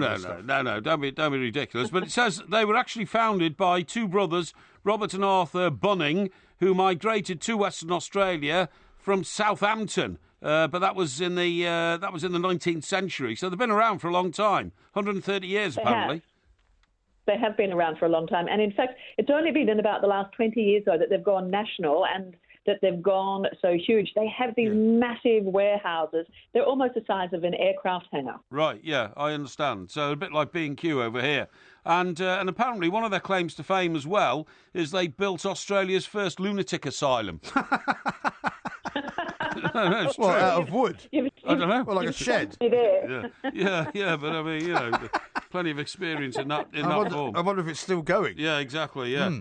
Talking of not necessarily criminality, but there's a big story here about a record 1.4 tonnes of cocaine, estimated to be worth the equivalent of 192 million quid, seized by Australian police following a raid on a yacht. It reminded me of that other story about the two girls that came to Australia from a sort of round-the-world yacht trip and kept posting pictures of themselves, and when they got stopped by the cops as they got to Australia, they had, hundreds and hundreds of millions of pounds worth of cocaine with them. Is this the new way of getting it into the country? It seems to be the new way of getting it into the country, and this yacht was absolutely full of cocaine. As you say, it's the biggest haul ever in Australian criminal history. And apparently it was it's worth so much here compared to what it would be selling for a kilogram of cocaine in America. Yeah. Sells for about $26,000, whereas in Australia it can be up to $240,000. So nearly $250,000. So it's a huge haul, and keeping the streets safer by getting it off. Is this because they haven't managed to flood Australia with the drug yet? Because pretty much every other part of the world's flooded with it.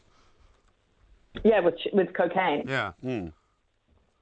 Yeah, I think so. And there's a massive supply going on down here as well for it. And in fact, only 2 weeks earlier, there was another major drug haul of cocaine the same way. Sounds to me like, the moral barometer in Australia is taking a bit of a knock there, Sandra. What's the Australian view on the Superbowl in America? Because it's very split in this country. Half of the people in this country want to be Americanised and eat hamburgers and drink Budweiser beer all night long, watching a game. I didn't drink beer or have hamburgers. Watching a game they don't really understand. And the other half, including, allegedly, Wayne Rooney, described as like watching paint dry. I think that's pretty much exactly the same situation in Australia. It's a love-hate thing down here. I think there's loads of people who'll stay up, and watch it and drink champagne like Mike does, I imagine. Actually, I was drinking wine, actually, to be honest. No, I thought you got on the whiskey cokes later on. You sent in a tweet. I was thinking about getting stuck into the Woodford Reserve. I thought that might be a bad idea, so I stayed off it. Yeah. Oh, yeah. Might be a bit dusty the next morning. Yeah, exactly. Exactly. Yeah. Did you ever go to a Super Bowl when you were in the States? No, I never did manage to get to one, unfortunately. I would have liked to. I think the halftime show is probably better than the football. Yeah, I think so. It is normally, but in this case, it actually was better. Let's get an update on the wildlife scenario. That's right, yeah. Last time we spoke... Those crocodiles still active. We were in the midst of a massive kangaroo assault scenario, weren't we? Any more people been attacked by kangaroos lately? No, we haven't had any more attacks by kangaroos, and we haven't had any more crocodile assaults either, and no more spiders and no more sharks to report this week. Oh, good. So things are looking up then. Porky spotted something as well in New Zealand, where apparently loads and loads of very wealthy people from other parts of the world have decided they want to go and buy property in New Zealand, like sort of 1,000-acre plots and a couple of 100,000-acre plots, because they think it's the safest place or the best place to be if it all goes horribly wrong.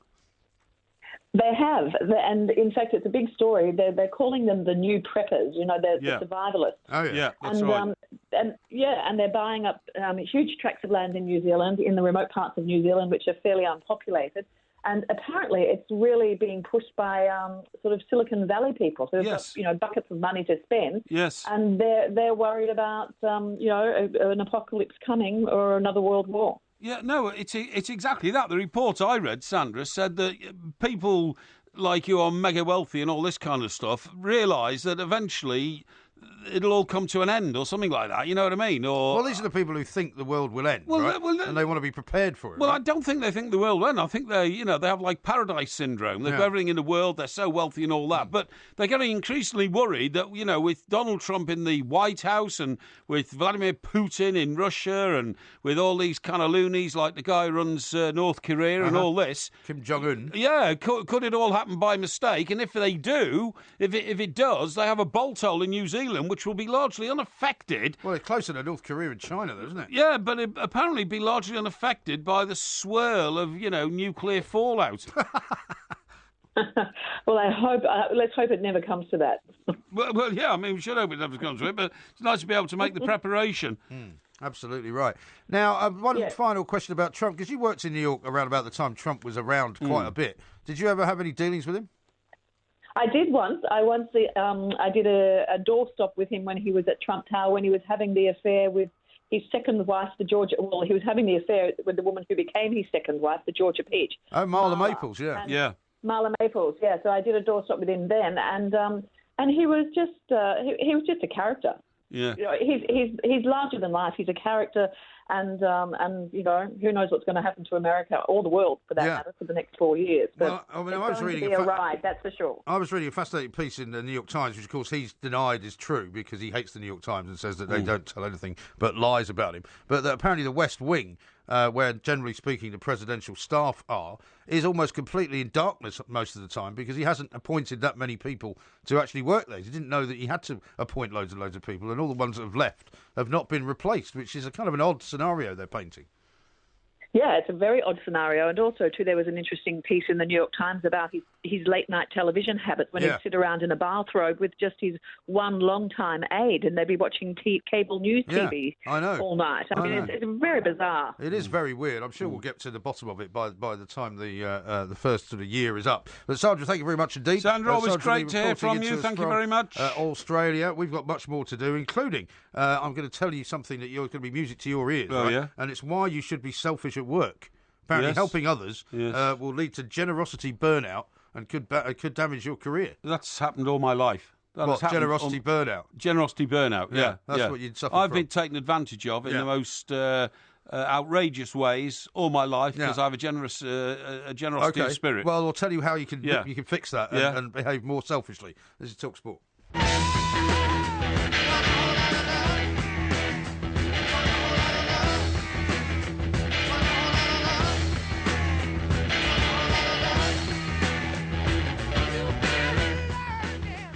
Talk Sport, we are the Two Mites. Paul says this at the Two Mites. He says, Colleen Nolan blaming Big Brother for drinking every night. There was a kettle of non-alcoholic drinks there. But I suppose, you might not have felt like always having a non-alcoholic drink. Yeah. And Ross says, well, if there's free booze and you're being paid to be entertaining, you drink, surely. And I mean, presumably it's something that was taken on by the creators of the programme. I suppose so. To get people as bladderated as possible. Well, so you can create more kind of mayhem. It's rather cynical, that, isn't it, eh? Well, it might be, but I mean, you're talking reality television. Yeah. I mean, it's not known for its nuance, is it? I mean, what they like is to get as many people in there who are as unpredictable as possible. Yes. In the hopes that it will become a sort of inflammatory situation. Yes, that's right. I suppose so. Now, how about this? I was telling you earlier about this business of generosity burnout, which you say has caused you harm in the past. Oh, without a shadow of a doubt. Selflessness at work, right, says it leads to exhaustion and hurts those that you intend to help. Yep. Helping colleagues too much also causes more stress and conflict at home. Yes. And people who protect their time can give the most long-term contribution. Yeah. So you've been doing it all wrong, basically. Well, so when you were saying maybe you didn't get the internal politics right, maybe you were just being too kind of sharing and too caring. I've always tried to help people out. I can't say I can see that, really. Well, I'm surprised you can't, because I've always tried to help people out. I always try to pass on my experience to younger people. But you were talking about being rude to people and telling them they're no good and all that. No, just being frank and honest, which is better than trying to pretend, and be two-faced and all that kind of stuff. I just think you should tell it as it is.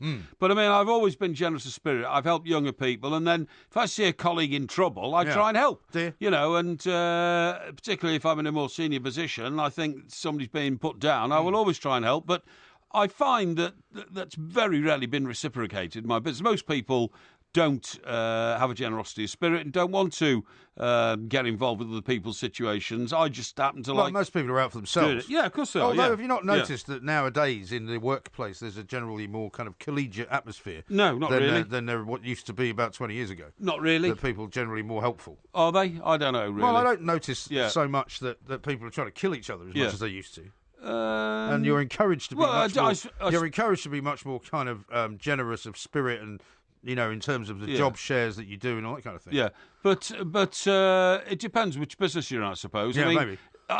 The city now is not like the sort of bear pit it used to be, is it? No, it's not. Partly because companies are not allowed to operate like they used to in those days. That's right, yeah. But also because they've all got compliance departments now. Yes. I mean, somehow the compliance department of a lot of these big financial houses is now bigger than the actual brokers department. Well, I mean, it's quite amazing, really. When you say compliance, you're talking about sort of HR and all this kind of stuff. Well, it's partly HR, but it's also partly people telling them what they can do and what they can't do vis-a-vis the law. Yes. And what the new rules are, and that basically, everything that they do has to be monitored. Everything they do has to go through a set of processes. Sure.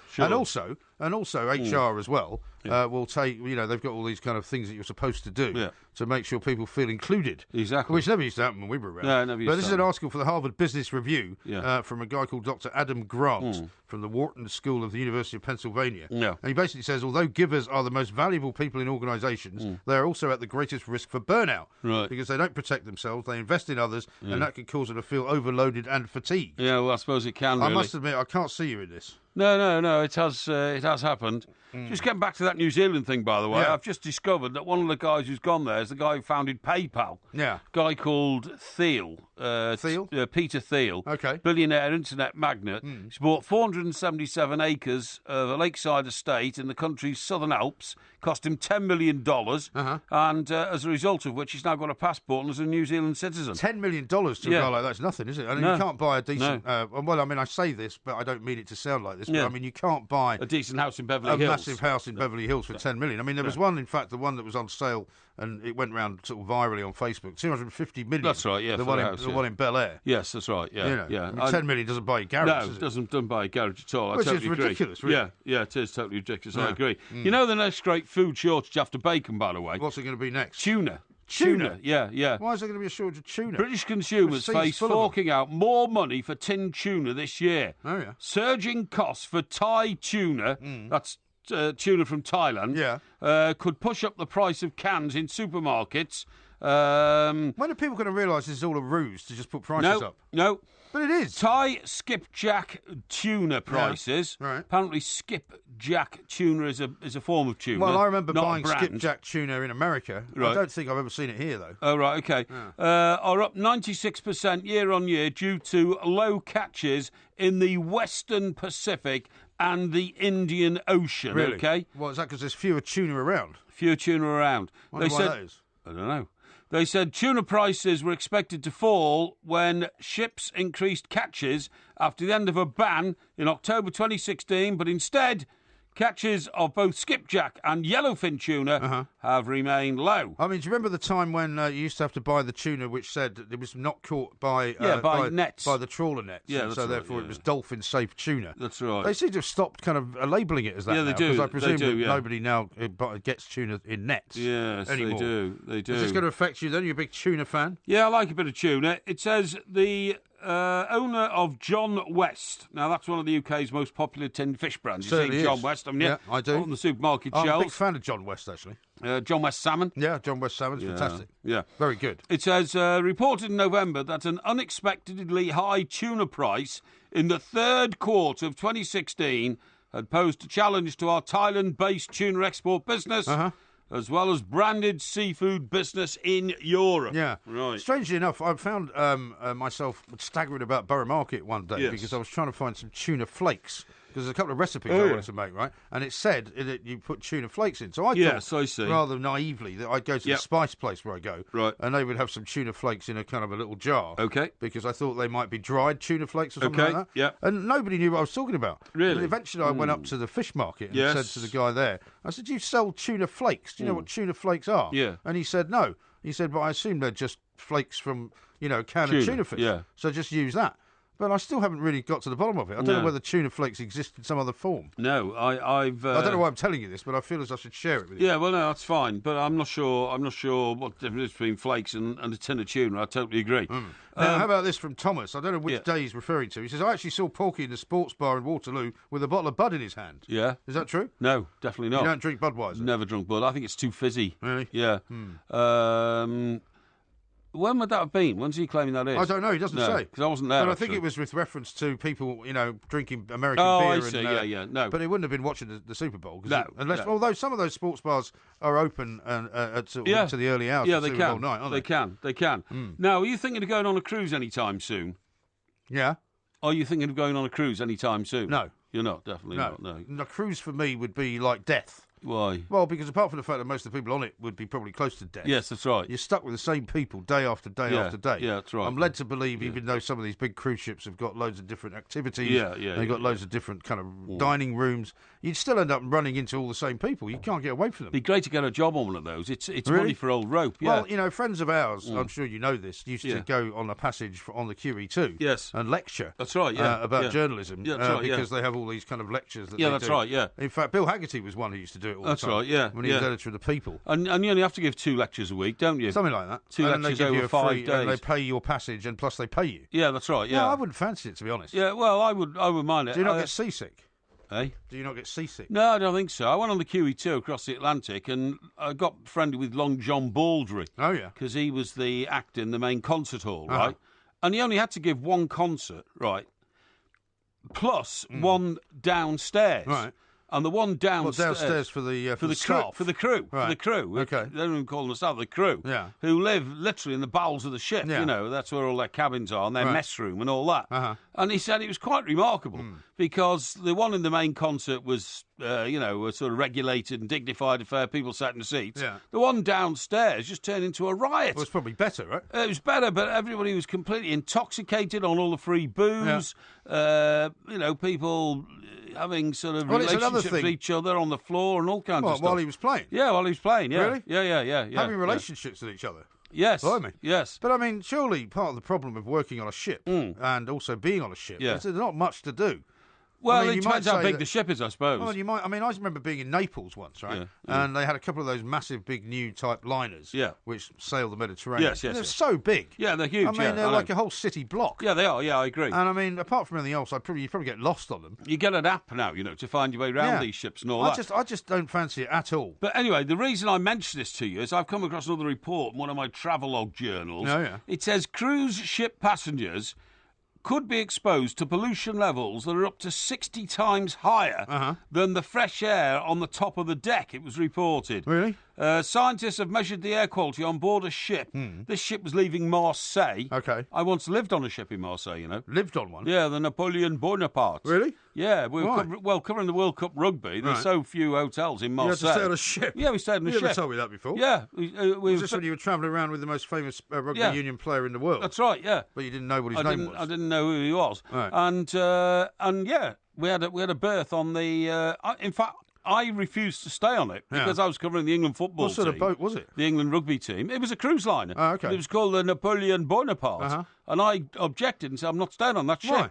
Because he's a French hero and I'm an Englishman. That's ridiculous. Covering England. Anyway, so where did you sleep then? Well, we came to a compromise in the end. Which was what? Well, I stayed on the ship. So you didn't actually take a stand at all? But I made a protest. But it says here, the concentration of ultrafine particles is up to 20 times worse on a ship than in the city centre of port cities, including Barcelona, Hamburg and Venice. Yes. Levels were tested at various points on the cruise liner, the sun deck and jogging lane on the top deck. So that's even in the fresh air. Yeah. To have the highest concentration of pollutants during a 50-minute reading. Really? Yeah. But what are they putting that down to, though? Is that something because it's emanating from the ship, you mean? Well, it must do. It must be coming out the funnel. It must do. I'm surprised they don't have... the ultrafine particles to deadly lung diseases, heart attacks, stroke, asthma, diabetes. My God. Wow. Yeah. I'm surprised they haven't actually developed a sort of... a ship that sails on electricity. Have you seen the ones? I saw these in Caribbean, actually. They've got some which have got sails. Sails, yeah. And they put the sails up. Yeah, but the sails are just But they're a kind of gimmick, aren't they? Yeah, they're just for show, really. They've still got engines and things. Yeah. No, it says here... right, here... it's put down to the poor air quality is rife across nearly all cruise ships because of the widespread use of very low-quality fuels to keep costs down, such as heavy fuel oil combined with a lack of particulate filters. That's not good, is it? Is that because they're trying to keep costs down? Also, they're always chucking their rubbish into the oceans. That's the other thing I wouldn't like. I mean, if I saw them doing that, I don't think I'd be able to stay on the ship. I'd be like, what the hell do you think you're doing? Yeah, exactly. I agree. Emptying all their rubbish into the middle of the sea. But it means that all that's... I mean, I see the ferries coming in at Portsmouth, and they do emit tremendous amounts of smoke from their funnels when they're coming in and going out. Which everybody keeps telling me is just steam, but it looks more than steam to me. Doesn't sound like it is, but we've got to stop because otherwise we'll be steaming into the next hour. This is Talk Sport. We are the Two Mites. There will be a podcast coming out a little bit later on. Ask Porky, of course, is coming up tomorrow. So if you want to send in a few early Ask Porkies onto Twitter at the Two Mites, you hashtag them Ask Porky, and they might get included in the early batch, which sometimes stays all the way through. But so we've been getting lots and lots of questions on our Facebook page as well, of course. Now, a couple of people have rather helpfully told me that tuna flakes are in fact also available in a tin, but they're actually called tuna flakes. Kevin North Shield says they're in a can, they're more finely cut as opposed to tuna chunks, and I've got some in the cupboard. So I guess I'll now know, I'll just have to go and buy some. Well, a tin of tuna flakes? Yeah, it just says tuna flakes. Look there. Oh, no, it's disappeared. But I think when you open the tin and shake them out, it's a bit like sort of... Well, it's, you know how when you put your fork into a tin of tuna, it's kind of chunky. These would be presumably flaky. Already sort of, on a cheese grater type basis. So if I was having to use them, I'd have to just eat some. I'd put some of them in the recipe and then eat the rest. Indeed. Do you make it with mayonnaise? Is that how you do it? No, I don't like mayonnaise. You don't like mayonnaise? No, I like tinned salmon, but I never put mayonnaise or anything into it. That ruins it, in my view. No, not into the salmon, but into the tuna. I would always put it into tuna. Yeah, well, I don't. But anyway, there we are. Mark says this: if Porky doesn't stop talking Biloxios about food shortages, we're all going to be paying treble the price. Well, I mean, I can't help it. All I'm doing is reporting to you what the issues are. If tuna's going to be short, you need to know about it. I mean, if bacon's going to be short. Did you go anywhere this weekend where you couldn't get something? Did I go anywhere I couldn't? Like a supermarket where you couldn't find, the normal broccoli or courgettes. No. Everywhere I went had plenty of stuff. Let me just think. I couldn't get any sprouts on Sunday. Sprouts? Yeah, I was looking for sprouts. I couldn't find any. I like sprouts. Well, for Sunday roast? Yeah, that's right, yeah. But as it happened, I went out on Sunday anyway, so it didn't matter. Oh, okay. Now then, the scandal of fleecing motorists for parking fines, right?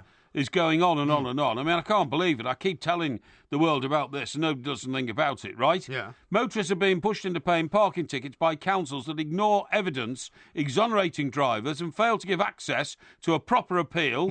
And this is all down to an official body called the Local Authority Watchdog. No, they don't. I mean, because a lot of these places that charge you for parking have no legal basis on which to do so, right? Yeah. Councils all too often ignore good reasons for cars being illegally parked, right?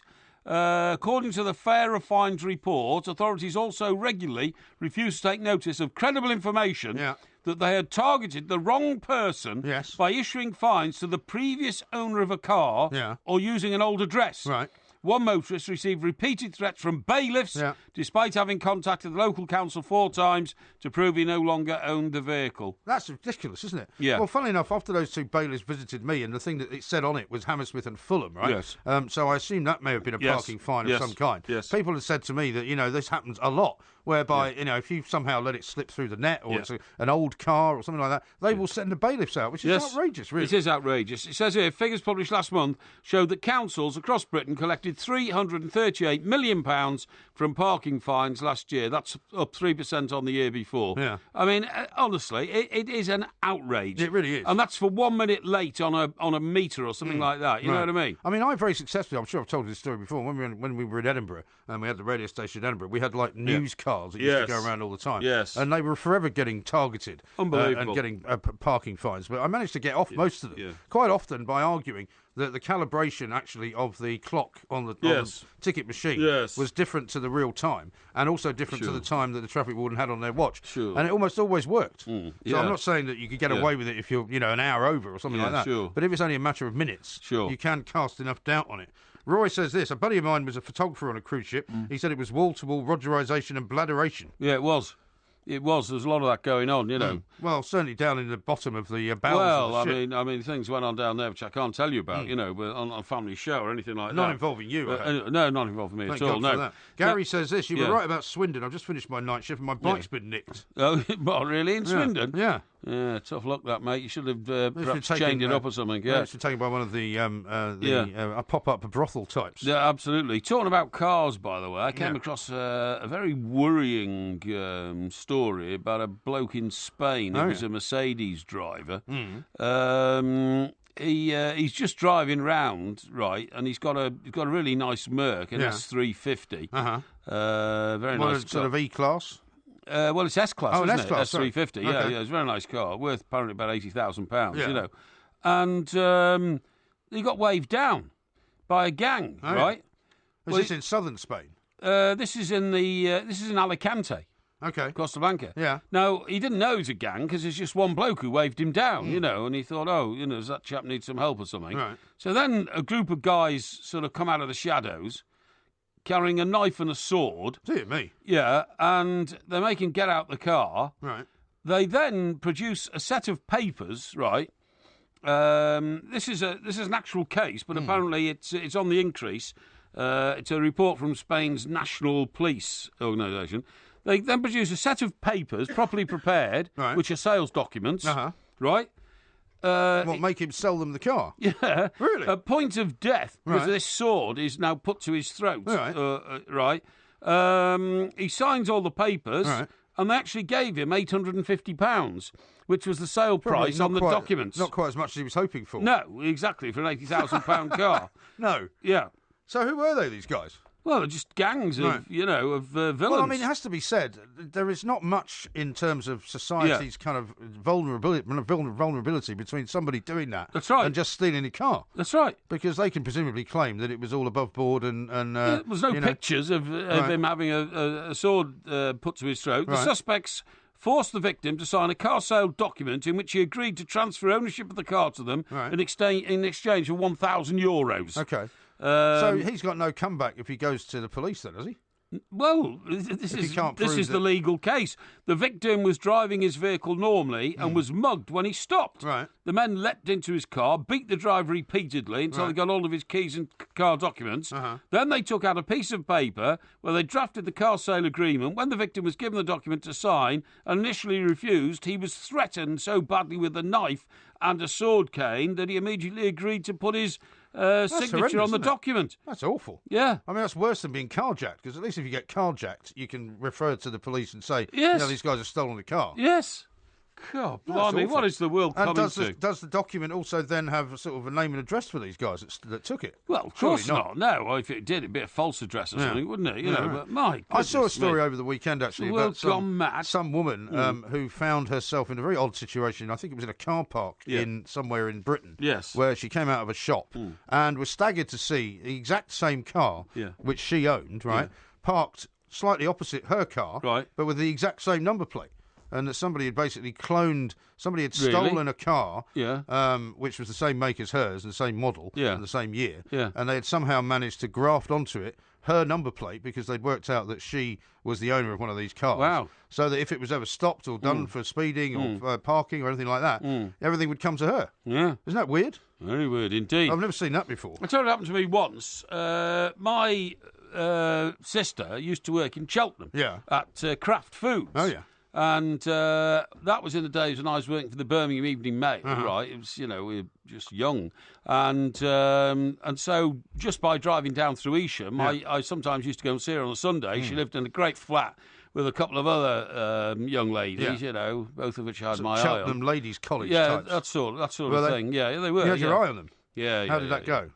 Pretty well. Really? Pretty well. Well, with both of them?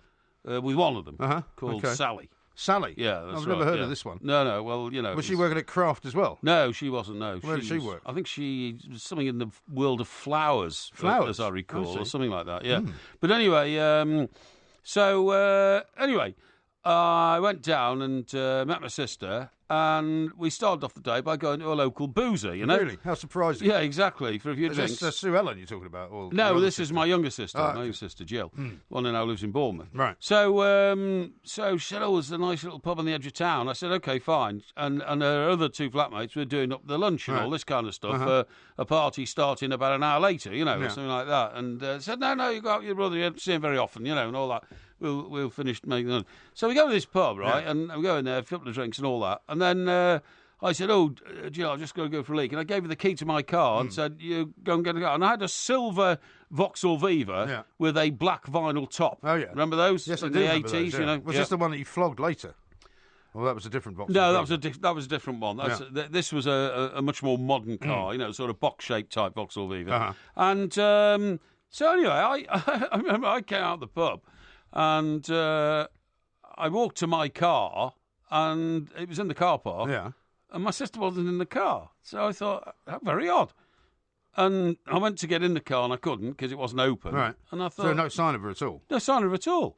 And I thought, how amazing, So I thought, I don't know where she'd gone. So I walked around the car park for a bit. Right. Anyway, I then went out the car park onto the road and I saw my sister sitting in an identical car, a silver Vauxhall Visa, with a black vinyl top. And in those days, you had to put the key in the door. Yeah, that's right. Yeah. There was no. So the key worked in another car. The key worked in an identical car. How bizarre! And I said, "What are you doing in this?" She said, "This is your car." I said, "It's not my car." Right. I said, "Don't you remember we parked in there?" She said, "I wondered why the car was out here." Yeah. Because she'd come out the pub, walk past it and thought, we must have parked here. But it's amazing. Yeah. I could have just driven off in the other car. There's no point because they were identical cars. I mean, I suppose because in those days you could. Nowadays you could never do that. You couldn't start a car I wouldn't have thought with so. the wrong key. I wouldn't have thought so. It's all computerised. No, I know, but it was amazing.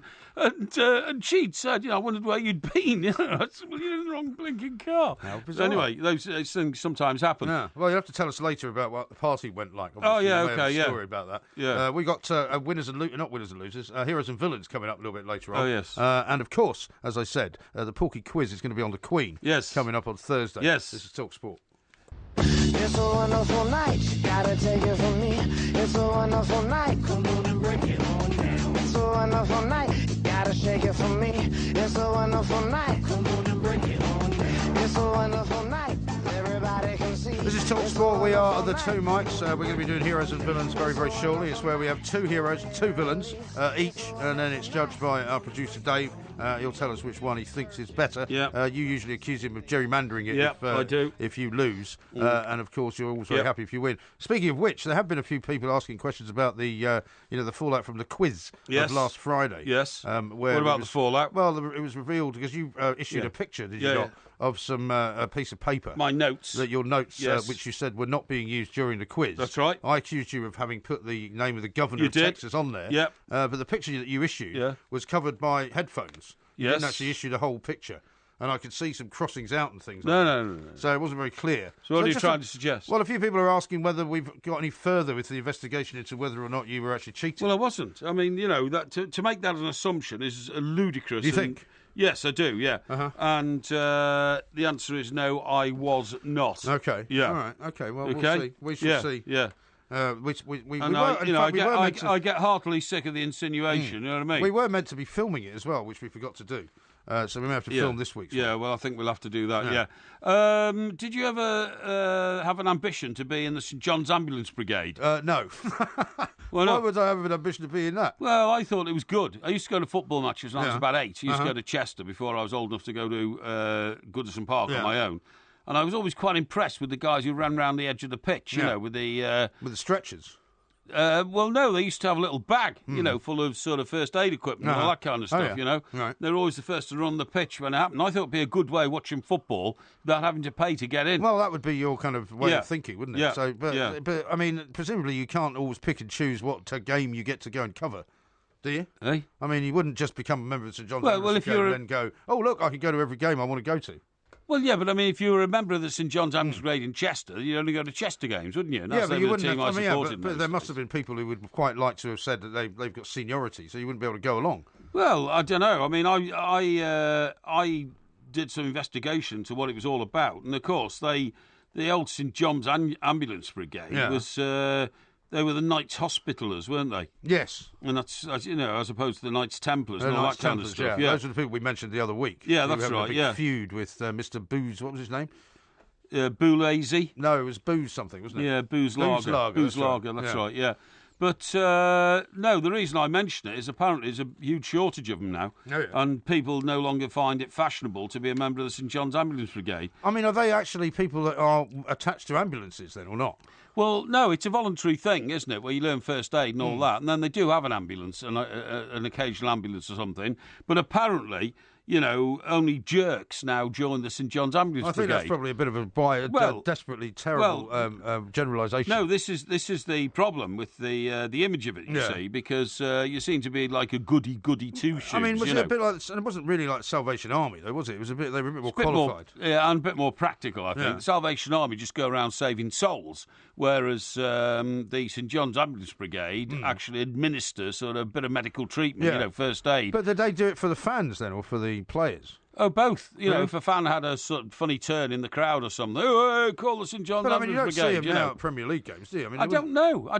Because, I mean, do you not? Well, because I think all the clubs now have their own sort of medical staff. Yeah, I suppose. They've been booted out. I would imagine so. Yeah, well, because, I mean, you wouldn't want, for example, if you were Jose Mourinho, yes, and, Martial goes down with an injury, you would want your own people running on. Well, unless, of course, it's Eva Carnero. Exactly. You don't want them running on. Exactly. It says nowadays the organisation still has uniformed members who are trained up to a high standard and includes healthcare professionals who give their time voluntarily. Uh-huh. Well, I'm not surprised, because healthcare professionals get paid enormous amounts of money for doing very little, usually. Healthcare professionals? Yeah. What, you mean like nurses? No. I don't mean nurses and doctors and those at the coalface, those at the front line. Yeah. I mean these, pen pushers in the background who don't actually do anything, but get managers. Paid. Yeah, there's so many tiers of management in the National Health Service.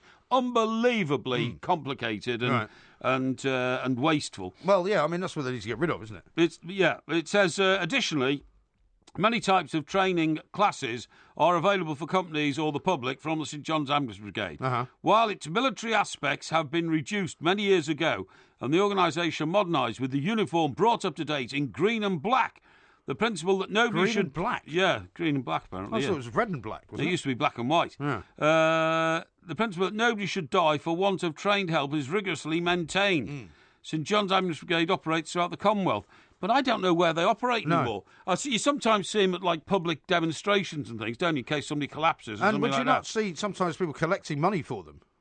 For the St John's Ambulance Brigade at train stations and stuff like that. I think so. Yeah, I suppose so. I don't know. Yeah. I don't know. But anyway, I never ever wanted to be one. Yeah, I thought it looked quite smart actually. I thought it might have been your own uniform. Yeah, your own uniform and all that kind of stuff, and I felt it might have been quite invigorating. Quite dashing. Well, you would have seen it as well as a way, no doubt, of sort of schmoozing the female fraternity of the St John's Ambulance Brigade. I would hope so. Probably. Talking about football grounds, by the way, did you know that West Ham are having to scrap their menus at their new ground? Oh, are they? Was this the latest thing to have gone wrong at the London Stadium? Well, what I'm told is that the fans are demanding to know where the cockle stall is that they used to have at the old bowling ground. Oh, okay. They're like cockles. Right. What are cockles? Cockles are like little sort of things that I suppose you would call them shellfish. If you can imagine like what a whelk looks like. Or, they're like tiny little shells, but they've got things growing inside them. Yeah, but you don't eat the shell, do you? No, you don't eat the shell. No, you eat what comes in the shell. So they are shelled. I see. Cockles, right, okay. Yeah. It says it's a very East End thing. Yeah, that's what I mean. Fans of West Ham United, who, at the Olympic Stadium, turning up their noses at the poncy new food that's on offer, according to fans' reports. Okay. Well, it's like, that song Cockles and Mussels. Cockles and Mussels, yeah, that's right, yeah. But apparently, for some unknown reason, the cockles have been replaced by candy floss and popcorn. Candy floss? Yeah. Why? Don't know. But they want back their jellied eels. Uh-huh. I've still not been to... Have you been to the London Stadium? No, I'll go before the end of the season because Everton are playing their third game from the end of the season, so I've already made arrangements. So you'll be able to get a first-hand impression, because I can't quite imagine... Because the old West Ham ground, which I went to several times, it was very much, you knew exactly compact. where everything was. It was compact. This one sounds to me like it's very spread out. Yes. And so I don't know whether they've got a food court. Yeah. West Ham fans can probably tell us. I don't know whether they've got, different food sort of dispensaries by each exit. You just don't really know how it works. Sure. Anyway, apparently they now want the return of the pie, mash and liquor bar. I bet they do. That's big in the West Ham region, isn't it? Yeah. And now, apparently, Karen Brady, who, of course, is Lady Brady, has decided that she's going to try and draft in a very popular East End stallholder for that sort of food, known as the Rib Man. The Rib Man? Yeah, now I think we've come across the Rib Man before. Have we? Yeah. I mean, certainly there's a couple of West Ham fans on Twitter who all send me out pictures of when they're having pie and mash and liquor. That's right, yeah. Which I've never actually had. Yeah. Have you ever had it? Liquor being the sort of light-coloured gravy, which is almost green in colour. Yeah, I think I have, actually. I went out with a girl once who lived in Bermondsey. Oh, did you? Yes, and I'm sure we went to a pie and mash shop. And there's one in Greenwich, actually, which is not far away. And do you like it? I've never had the liquor. I mean, I quite like it, yeah. I quite like pie and mash. Yeah, that's right. I've never had it with this green sort of liquid. Yeah, I think I have, yeah. And I think it tasted like sort of chicken gravy. Really? You know what I mean? Yeah, something like that. Yeah, that's what I think. Don't know. Yeah. Jay says this, right, about your story about the car. Years ago, my uncle got home from town in someone else's Cortina. Yeah. You can do that. In those days, you could do that because apparently there are only about 6 different locks in those days. Yeah. So if you walked around a car park for long enough, you'd always be able to get to somebody else's car. How strange. Roy says this, we joined the St John's Ambulance Brigade as teenagers so we could get into local games for free, but I quit when Millwall fans threw bottles at us. Oh, yeah, that's right. Yeah, well, of course, that's a sort of sympathetic type attitude that a lot of Millwall fans have don't you start to go at Millwall services. Again, because obviously, they've already got enough problems with you. And then David says teachers undergo St John's Ambulance Brigade training. Yeah. Oh, teachers I'm not sure do if that's true, is it? Yeah, I don't think any of my kids' teachers are necessarily trained. I wouldn't have thought so, really. I thought you sort of the idea would be leave it to the professionals and all that kind of stuff. You know what I mean? And Mark says, Porky better be careful. Sword to the throat, sign over the Mercedes and his electric hob and penthouse apartment. Yeah, well, I mean, somebody could walk off with the whole lot. You've got to be very careful with that. I'm telling you. Absolutely. And here's one from Adjo, who says that he's enjoying bladderation in Barbados with the lovely Fiona and enjoying listening to the show live. Could we please say hi? Who's it for? It says for Joe and his partner Fiona, although he doesn't say whether she's his missus or not. Okay, Joe and Fiona, I hope you're having a wonderful holiday, folks. You just get stuck into those pina coladas. The Barbados rum scenario. Barbados rum. Stay on the beach and get yourself round to what's the great hotel in Barbados called? Sandy Lane. Sandy Lanes, and if you've got plenty of money, go there. Get yourself a sundowner cocktail or two there. Okay. Now coming up next, it is heroes and villains. So I hope you've got your 2 heroes and 2 villains ready. Have you? I have indeed. Yes. Good. It's coming next.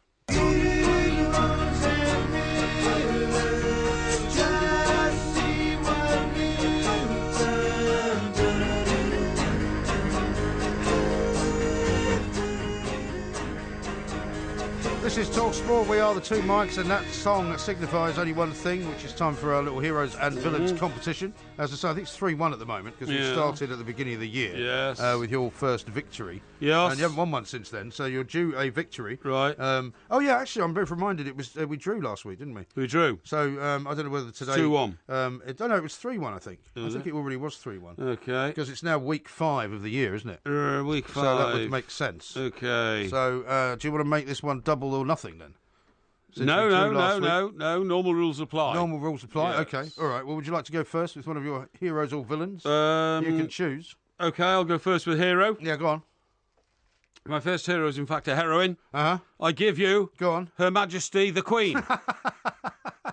Didn't you have her a couple of weeks ago? No. I'm sure you did. No, I didn't. No. I'm sure you did. No, I didn't. This is 65 years since she took over as monarch of this country. She has been a magnificent head of state for 65 blinking years. Maybe you could do a David Beckham and send her a congratulatory tweet. Well, I think that that millions of us maybe could do that, because there simply is not an outstanding public figure like her anywhere in the world. We've been so lucky in this country to have her. OK, well, I'm going to have my first hero as something slightly more up to date. And it is, of course, Tom Brady, the quarterback from the New England Patriots, who has created himself. Well, lots of people do care, not least his Mrs. Giselle Bundchen. I was putting out pictures of her last night saying, even if he loses this game and he doesn't become the winningest, as they say, quarterback of all time, with 5 Super Bowl rings, one for each finger of his right hand, this guy came back from a deficit which nobody could see him doing. They were 3 scores down, basically, 21 points, 25 points, I think, at one stage, and they came back in the final quarter of the game.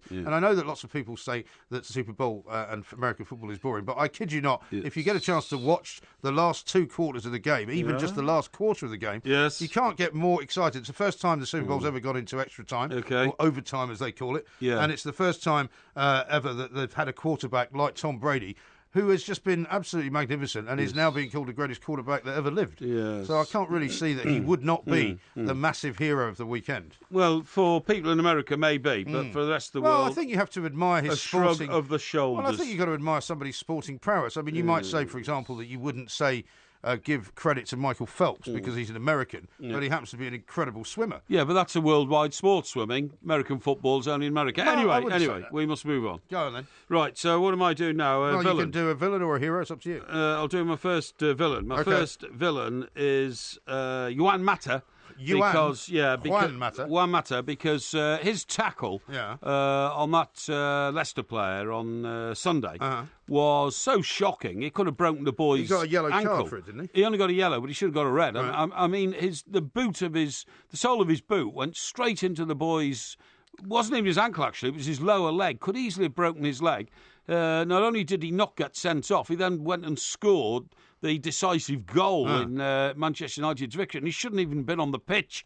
So I'm sorry, I have to brand him as a villain, because he's a double villain, a double jeopardy villain. Should have been sent off and then shouldn't have been allowed to score the goal. OK. Well, he's now scored more goals for Manchester United than he ever scored for Chelsea. Yeah, he did, which is quite interesting.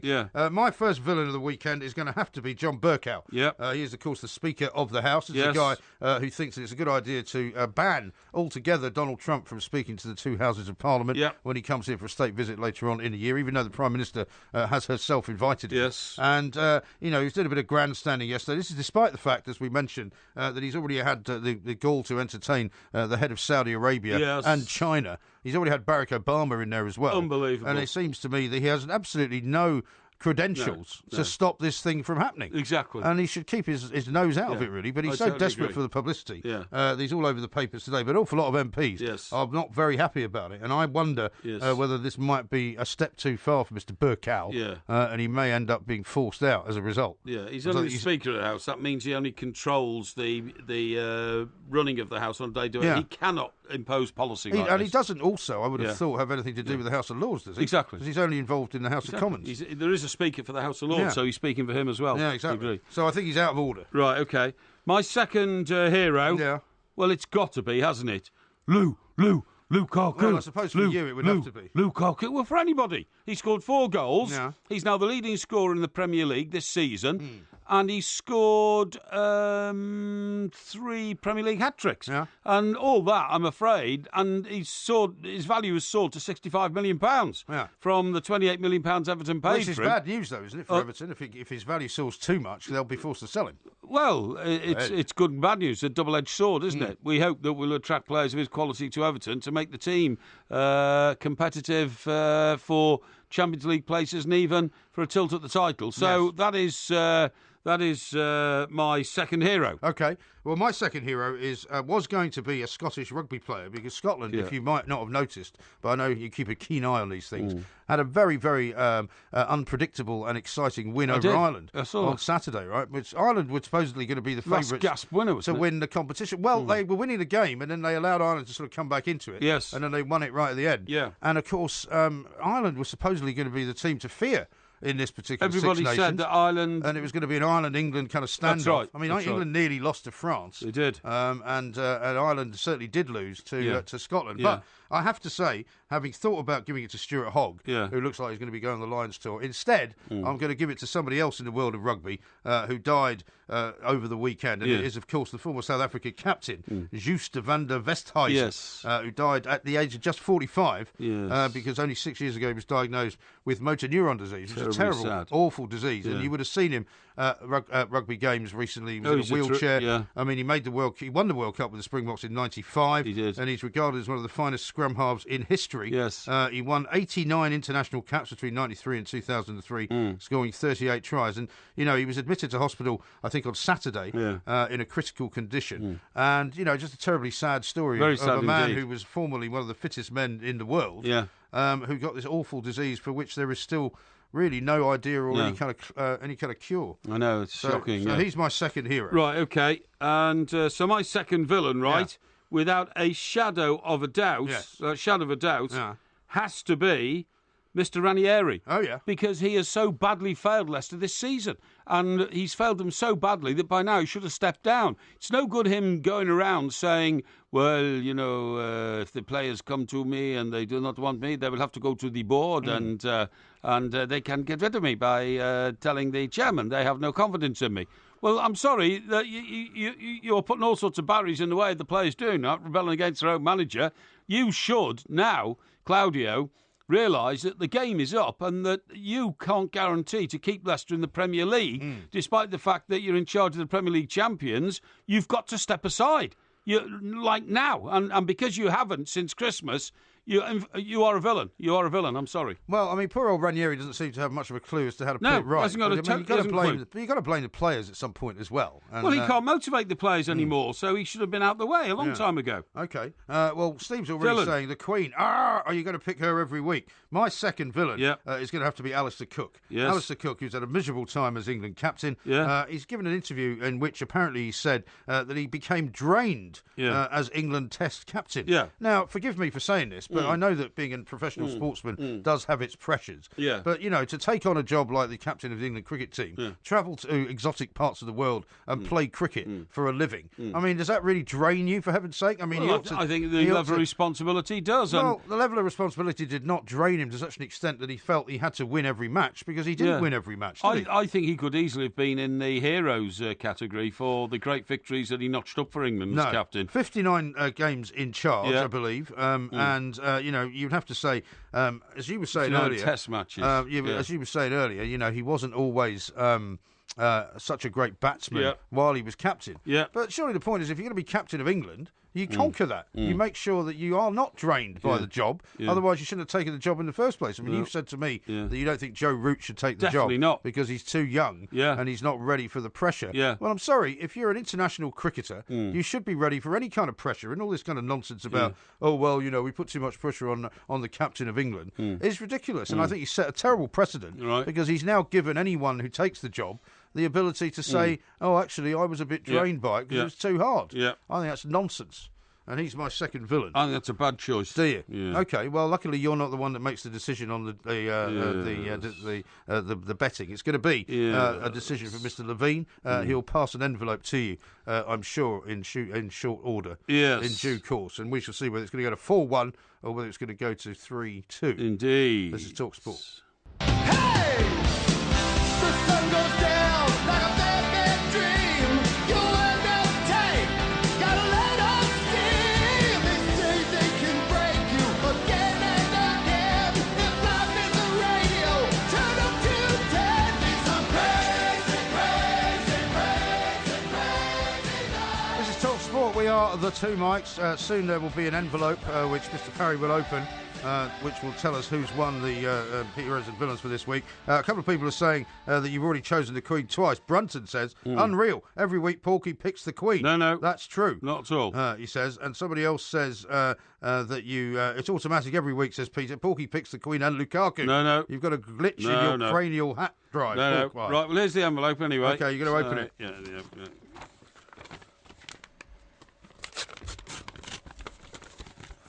Very good sound effects, though. Yeah, okay.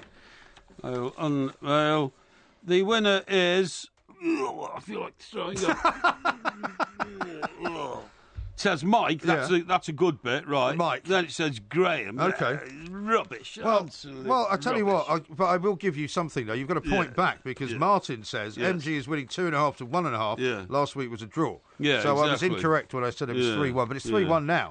Isn't it? Should we ask Mr. Levine why he chose me? No, I'm not interested. I think we should ask him. Corrupt individuals. Well, I'm going to be honest, this is the third week out of 5 that Porky has chosen the Queen. No, it's not. 3 out of 5? No, 3 out of 5? No, it's not. No, I have proof. No, well, I wouldn't worry about it, Well, what would you have chosen the Queen for last week, then? Sorry? This week's her 65th anniversary. What? What would you have chosen her I've for no last idea. week? I didn't. I might have mentioned her in passing and said, I admire what she does, but... So you've got a pair of villains there. I've got a pair of villains in 2 footballers. My first hero was Roger Federer. Now, my second hero... Yeah, who is it? Is in fact a heroine. A heroine? And it is Her Majesty the Queen. Really? Okay. You've had her before, haven't you? I don't care whether I've had her before or not. The point is, this again relates to the Donald Trump situation. Yeah. So there you go. That was last week. So that was last week. Yeah, all right. That was the second hang time. on. Listen. There's no exclusivity That's on true. who your heroes and your villains That's can true. be. It's of the moment, That's right? true. That's absolutely and it just so happens to be of the moment that was completely appropriate, Okay. both then and both now. All right. Well, okay? You can't get upset if you keep using the same No, name. I'm not getting upset at all. Juan Mata did score a goal as well. No. So Yeah, no, but he shouldn't have been on the pitch to score the goal. He should have been sent off for the leg-breaking tackle he made on the Leicester boy. Well, anyway, that's 3-1 to me, so you'll have a chance to get back to 3-2 next week. Well, that won't be difficult. I would suggest Because you're a schmuck. Maybe you picked some harsh. You picked somebody other than the Queen. Yeah, well... Now, how about this? Here's one from Chris. He says, I agree When with I Alistair need, Cook. when I need advice on who to pick a heroes and villains, I'll let you know, okay? Okay. Till then, just shut it. Okay, then. Chris says this. I agree with Alistair Cook as a villain. He works about 50 days a year and is drained. He wants to get a proper job, says Chris in Leeds. Yeah, exactly. And William says, you win, MG, picking Burkow. Yeah. Steve says, good on you, Well, MG. I would have picked Burkow, except that, you went first on the villain. Oh, I was okay. going to have Burkow. Were you? Yes. Okay. Yes. Well, I'll let you go first. I'll let you go first this time and last time. Yeah, well, good on you, MG. I ran the London Marathon for motor neuron disease. I couldn't do it now. Yeah. And Kai says, Porky's a plank. Last night's Super Bowl is being touted as the greatest sports game of all time. Yeah. But nobody cares, apparently. Yeah, but you've seen the viewing figures. They're only like 1/3 of what a big... 111 million? Yeah, about 1/3 of what a Premier League game gets around the world. Is that what a Premier League game gets around the world? Well, I think the figures... Premier League game around the world can get 400 million. Yeah, but the figures that we were being given by Sandro Manetti earlier, I believe, were for the internal USA. Figures. Yeah, well, nobody else around the world watched it, do they? Loads of people watch they it. Don't. They do. Don't forget, in different parts of the world, it's on at a much more friendly time than it is here. Do you honestly think people in Germany last night were staying up till after midnight to watch the Super Bowl? Well, they might be, but No, probably not in huge numbers. But I bet you there Yeah. would be quite a few in parts of the world like Australia. Yeah. I mean, Sandra told us that basically, it's similar to here, a 50-50 split. So you might get 10 million people in Australia watching it. Well, you might maybe. get 10, 15 million people here watching it. Maybe. But I would guarantee. I mean, if you have a time to watch it, I would have a look at it. Yeah. It's worth watching. Yeah, the final quarter, which won't take you more than half an hour. If you've got half an hour to spare one day this week, have a look at it. Was that a genuine tweet from Wayne Rooney put out which said this is like watching paint dry? I didn't see it. I saw a report of it. Whether it was a genuine one from Wayne Rooney or not, I don't know. But it did say... might be one of those fake accounts. Well, no, I think it did say at Wayne Rooney, but it's quite a controversial thing for an international sportsman to say about another sport, isn't it? I'd be very surprised if he would do something like that. Yeah, I would, because he's actually. kind of, I would, he's not particularly controversial. is No, he? I agree. I mean, one of the things that I wanted to remark on to you, because you were talking about Posh and Becks a bit earlier on. Yes. What do you make of this this piece of journalism in one of the papers where it says they may have been 3,500 miles apart, but David and Victoria Beckham put on a united show of defiance yesterday. Well, how can they be putting on a united show of defiance if they're not even in the same country? Well, I think, what they were basically saying is that nobody was doubting the other and all that kind of stuff, and, mutual support type thing, you know what I mean? That's well, yeah, but surely they couples can do. mutually support each other better if they were in the same country. Well, so maybe, they could be but seen walking down the road together. Yeah, but their business lives, I think, preclude them being in the same country for a lot of the time. Uh-huh. That's what I believe. Oh, okay, all right. I'm being told, by the way, that may be an old tweet from Wayne Rooney from like 2012. Oh, really? Okay, yeah. Okay. When he perhaps was slightly less careful about what he said. Yeah, and less, what's the word I'm looking for? Responsible, perhaps. Well, yes. yeah, just a little bit less, a little bit more carefree. Yes, perhaps. Yes. Here's one from Leon. He says, "Thanks very much, men. Great again. Always enjoyable. Keep up the great work." Mike Parry's chosen the Queen every week. Yeah, well, no, but I mean, as I say, it's not exclusive to 1 week. You can, a She person could be in again next week. Could be a person can be a hero or a villain more than 1 week at a time. For certain, for sure. JPK says, continuously picking the Queen and poor efforts in the last few quizzes. Yeah. We the people demand more industry exertion and research. Oh, really? Do you? Yeah. Okay. Well, I'll work on that one then. Thank you very much indeed for the advice. One from Ian in Shenzhen. Hi, guys. Is listography dead? That threw up some really great discussions, and I very much enjoyed it. Well, we kind of got to the point where we thought we'd done all of the subjects that we could do. Yes. We might make an occasional revisit. Yeah, to definitely. it, I suppose, Yeah. if you could think of it. And here's one from Scottish Bull. He says, "MG, you just win it hands down for your hero, Just van der Westhuizen. God bless you." Yeah, but nobody's ever heard of him until the poor chap True. He was one of the greatest scrum halves of all time. Well, if you're a rugby union fan, you never knew about him until I did actually. Sadly, he contracted that terrible disease. No, I did because I mean my sort of major inroads into rugby were made when I went and worked down in Wales. Because the Rugby World Cup was in Wales in 1999. Yeah. Which you might remember if you covered it. I don't know whether you did. It was in Wales? In 1999, yeah. Rugby World Cup? The Rugby World Cup was in Wales, yeah. Was it? Yes. I didn't know that. They played the final in the Millennium Stadium, really? as it was then, which I was at, which Australia won. Oh, really? Yeah. Ah, that's interesting. It was a fantastic final. I didn't know Wales had enough stadia to hold. Well, they didn't hold they didn't hold everything there. They used Twickenham and they used I think they used Murrayfield as well. But it was but the main country was Wales. Ah, okay. Yeah, it was interesting. Very exciting time. Yeah. It was when Graham Henry was the coach of Wales. Graham Henry, yeah, I see. And what's his name? And also the Jonah Lomu was playing for New Zealand.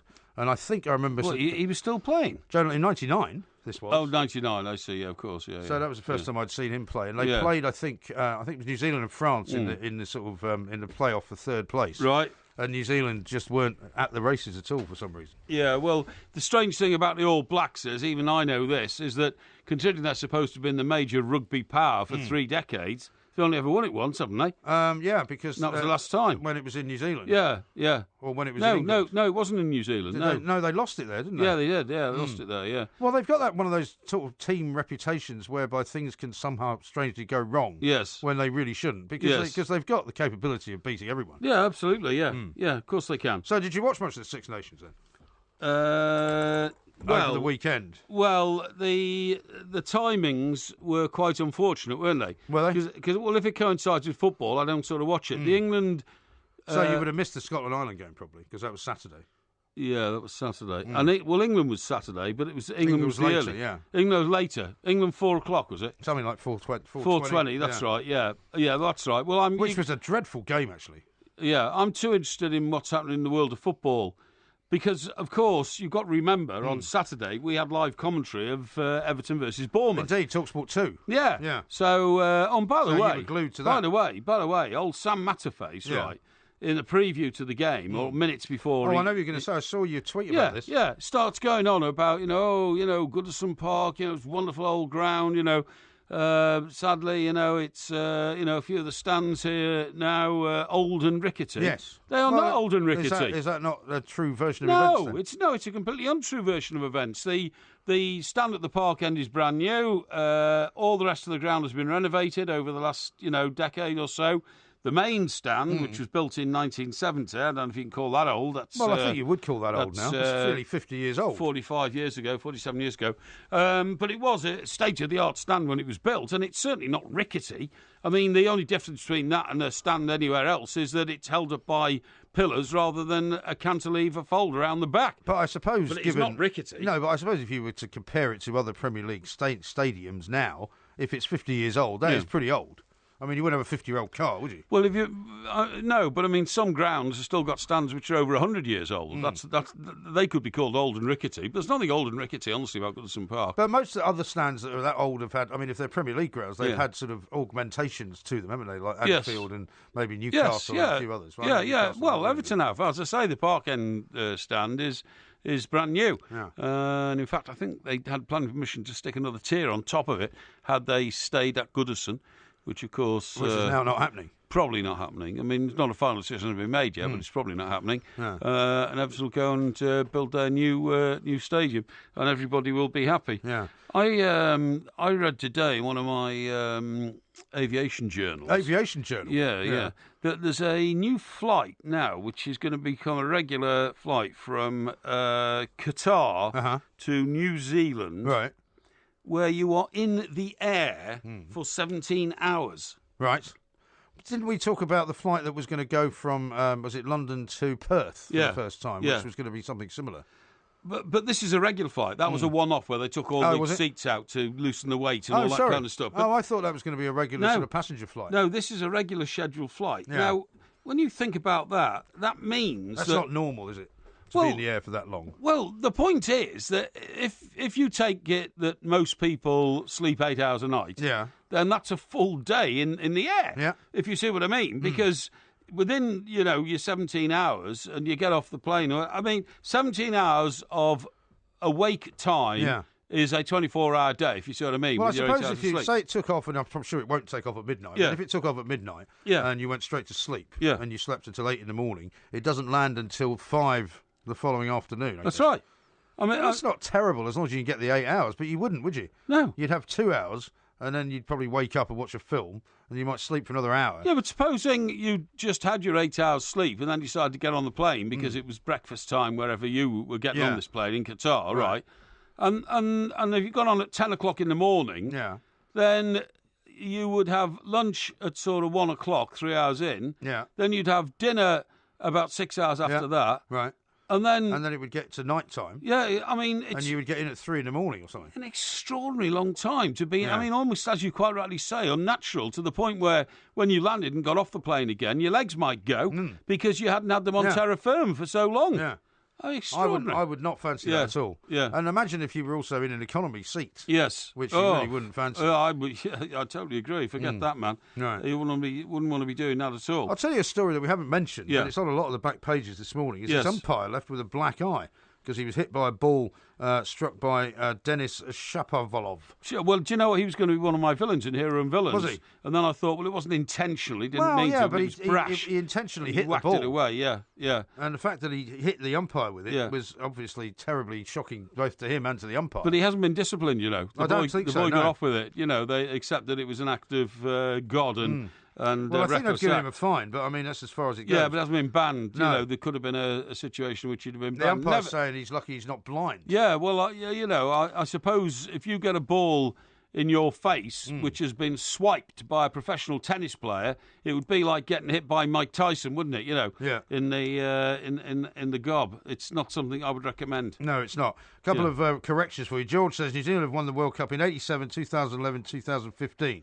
What, 3 times? Hashtag fake news. Is that right? I thought they only won it once. Yeah, well, I mean, maybe once in your memory, but 87... 2015, yeah. 2015 was the one in England, wasn't it? That's right, yeah. 2011 was the one in New Zealand, was it not? Which I thought they won. Yeah. And then 87, I can't remember, that was a very long time ago. It was a long time ago. When there probably weren't as many teams in it. In fact, I think that was probably the first one ever, wasn't it? Yeah. And William says this, you should be one of the heroes every week, MG, having to work with Porky every week. Oh, yeah, that's very nice, isn't it? Which is a little bit harsh. It is a bit harsh indeed.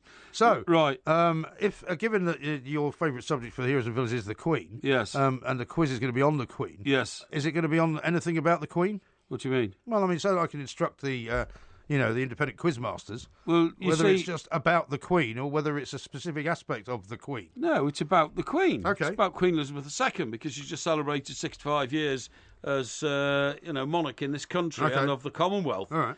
And the point is, you see, you give yourself away all the time. So Right. I'll be instructing the independent quizmasters. Well, You shouldn't even know who they are. No, well, how you shouldn't even have any contact with them. It's outrageous. Well, how would I possibly get to tell them what the quiz subject is if I wasn't in contact with them? Well, you pass that through an intermediary, don't you, to them? Well, that's what I do. Who's our producer? But what I'm saying is, I don't want you to come up on Friday morning Yeah. and say, you didn't say you were going to ask me these questions about the Queen. You said you were going to ask me questions about the Queen. Well, and a historical sort of, reign or something. I know an awful lot about the Queen because, of course, I am a bit of a monarchist and I follow British constitutional history.